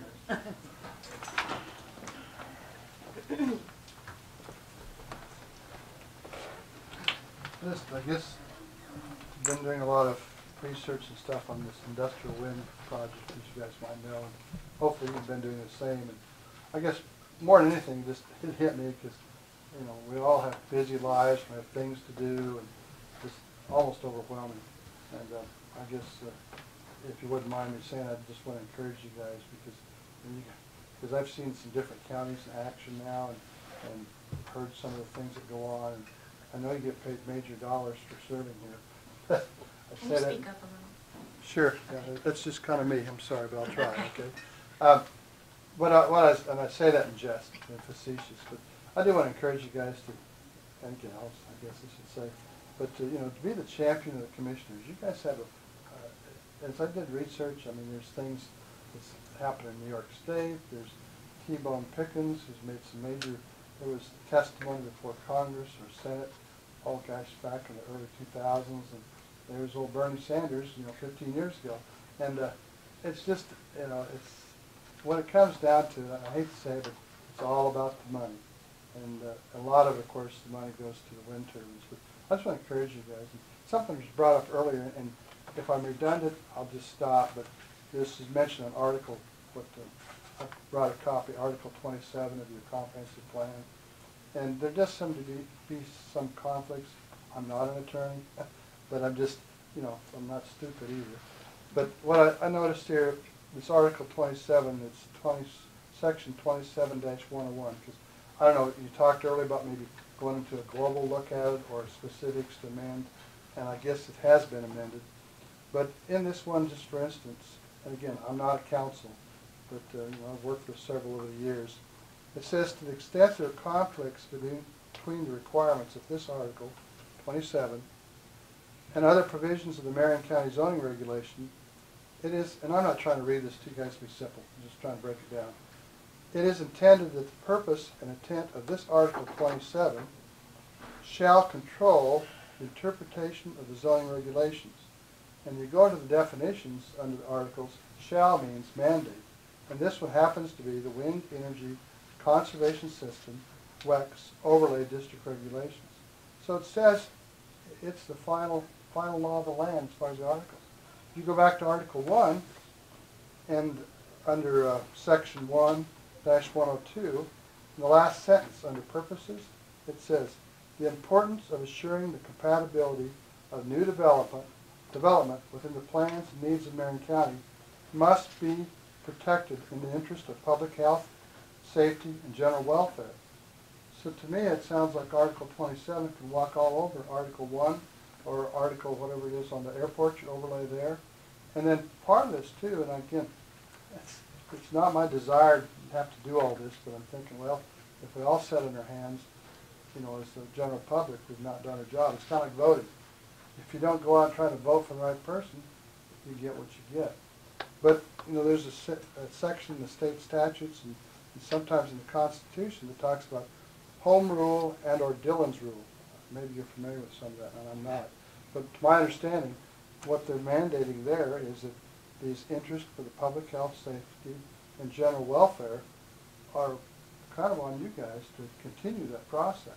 And so in Article 27 walks all over it. I'm going, how did that happen? And I don't know how it happened. But I just encourage you, and that's this whole, my point of my talk here is to encourage you to do the right thing. Because like it said, there's always 2 or 3 opinions to a question. There's one right answer. And that's really where we need to go. And again, I don't envy you guys and gals. And like I said earlier, you're getting paid the major dollars for taking these headaches, and people like Sharon and others do too. So I don't envy you.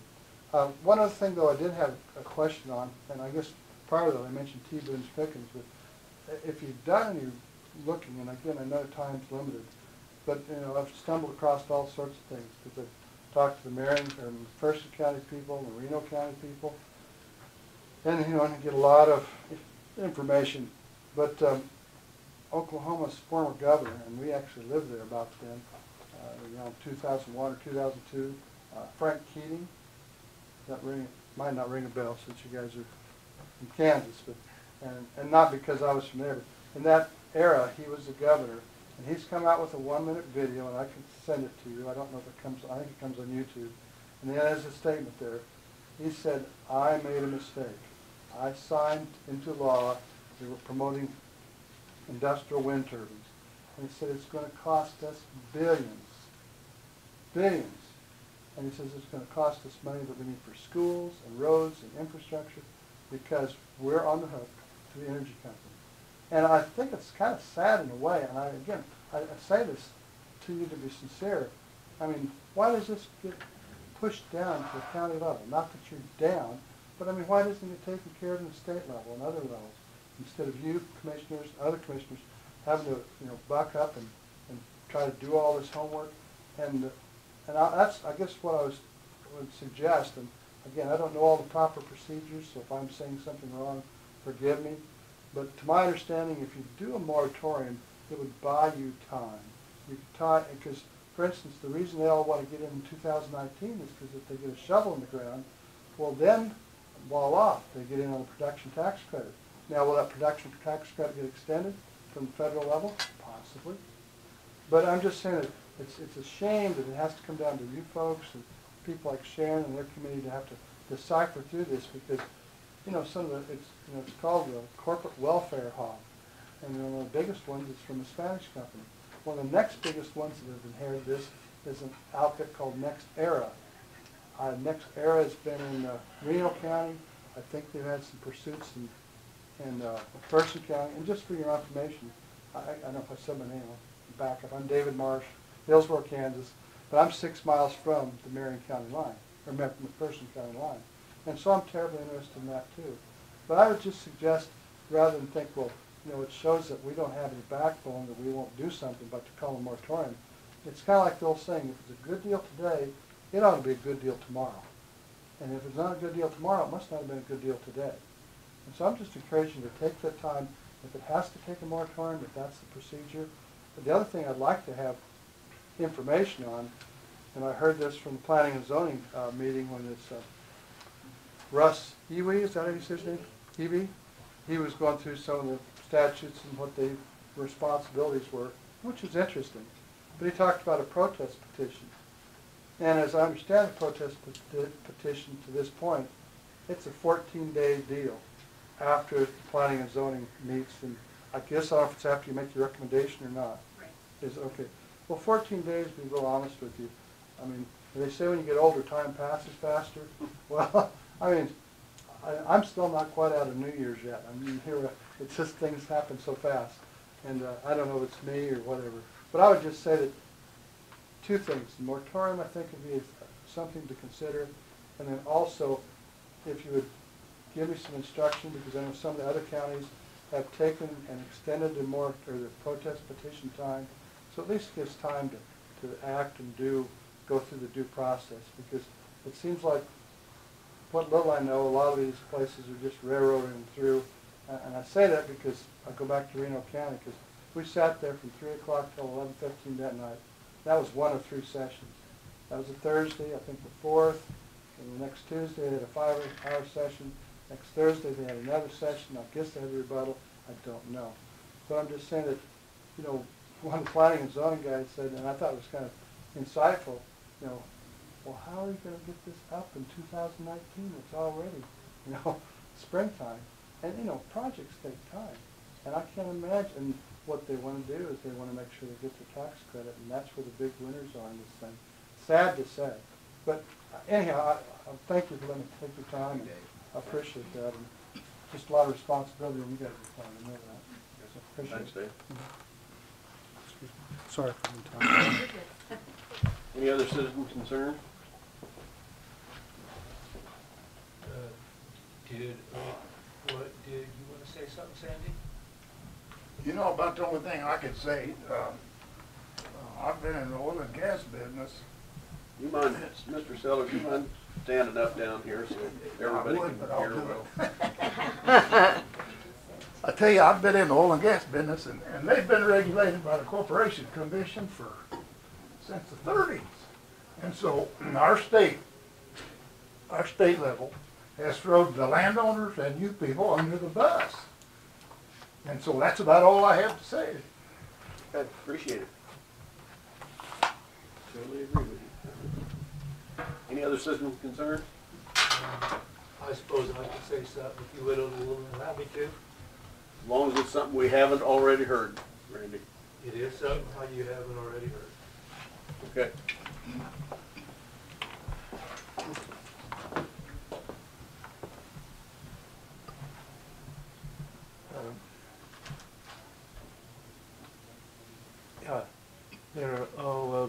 My name's Randy Eitz, and you know, I guess what I'm about to say, you know, I surely don't mean any disrespect to you, Chairman Becker, or to you, Diane, or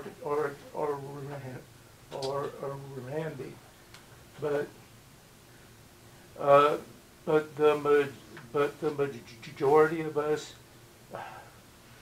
majority of us, in our group just kind of feel like, you know, we haven't been taken seriously, or we just haven't been listened to quite like we'd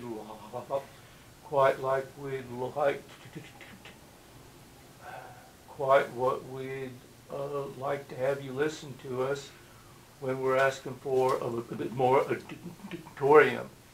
And we just really feel like there's so many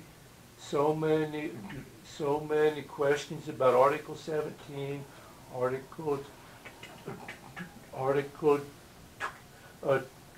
27 in the planning and zoning regulations. There's so many questions about the CUP at the planning and zoning office, and what we need is time to try to get through those issues, to try to figure out how we're going to do this. Having said this,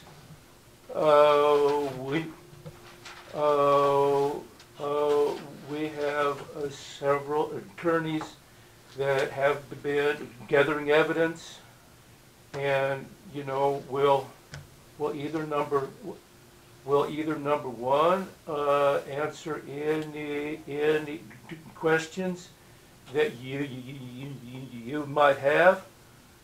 If that doesn't work, you know, there's going to be there's going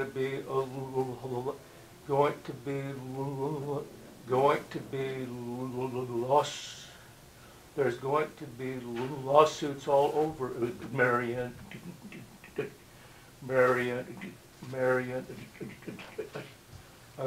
County from all different angles. But I'm sure the way everybody would like to have it handled is if you know, if questions were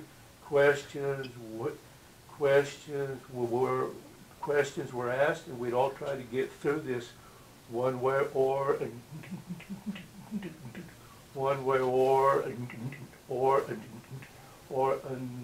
another. But like I say, to all three of you, and especially to Sharon, you know, absolutely no disrespect intended whatsoever for the job you guys are doing. But I guess just to sum it all up, the way my friend Mitch Holtis would say it, if we don't do the right thing here, we're about to put the hammer down.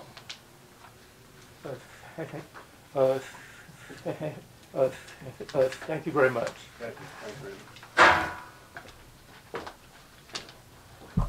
Any other citizen concerns? Hey, I was going to reiterate what Randy said. It was 4 years ago that there was a lawsuit against the county against turbine setbacks. For other reasons, it didn't go through. But yeah, we're ready to go. I mean, we're ready to do that. If it comes down to it, I hope it don't come down to that. That's why we want a moratorium. It'll be easier on everybody. Now another thing, I'm going to be off the subject, was I was reading, when I was doing my research, I ran across November 28th of 2018, and it was the Marion County Record, and it was when Randy told Diane to shut up. Well, there was a deal in there. It said Novak asked for the process and questionable handling of money by former EMS Director Ed DeBeeses. She also asked whether the missing CPR class attendant rosters had been located. Whatever become of that? Just asking us, and we're taxpayers, going to want to know whatever became of that. I mean, are we? I think he died. Well, how would it die? Is there any reason behind that? Or there wasn't enough evidence, or we didn't want to pursue it, or what happens? Do you want to address that?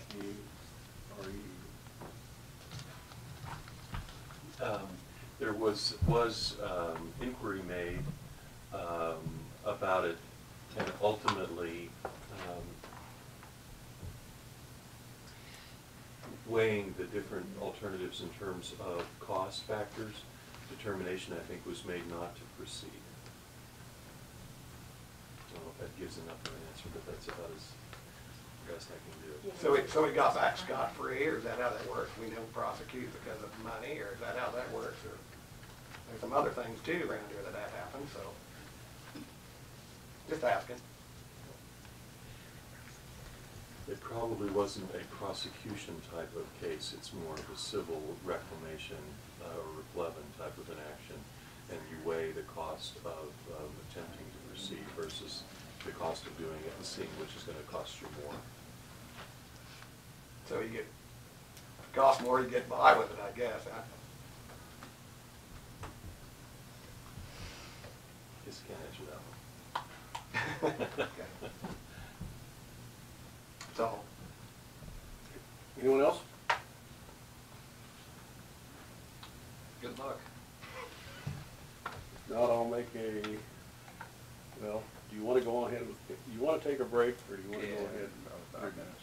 What's that? Take a 5-minute break. We're gonna take a 5-minute You're just break, gonna then look at we'll resume back in applications, at right? 1:30.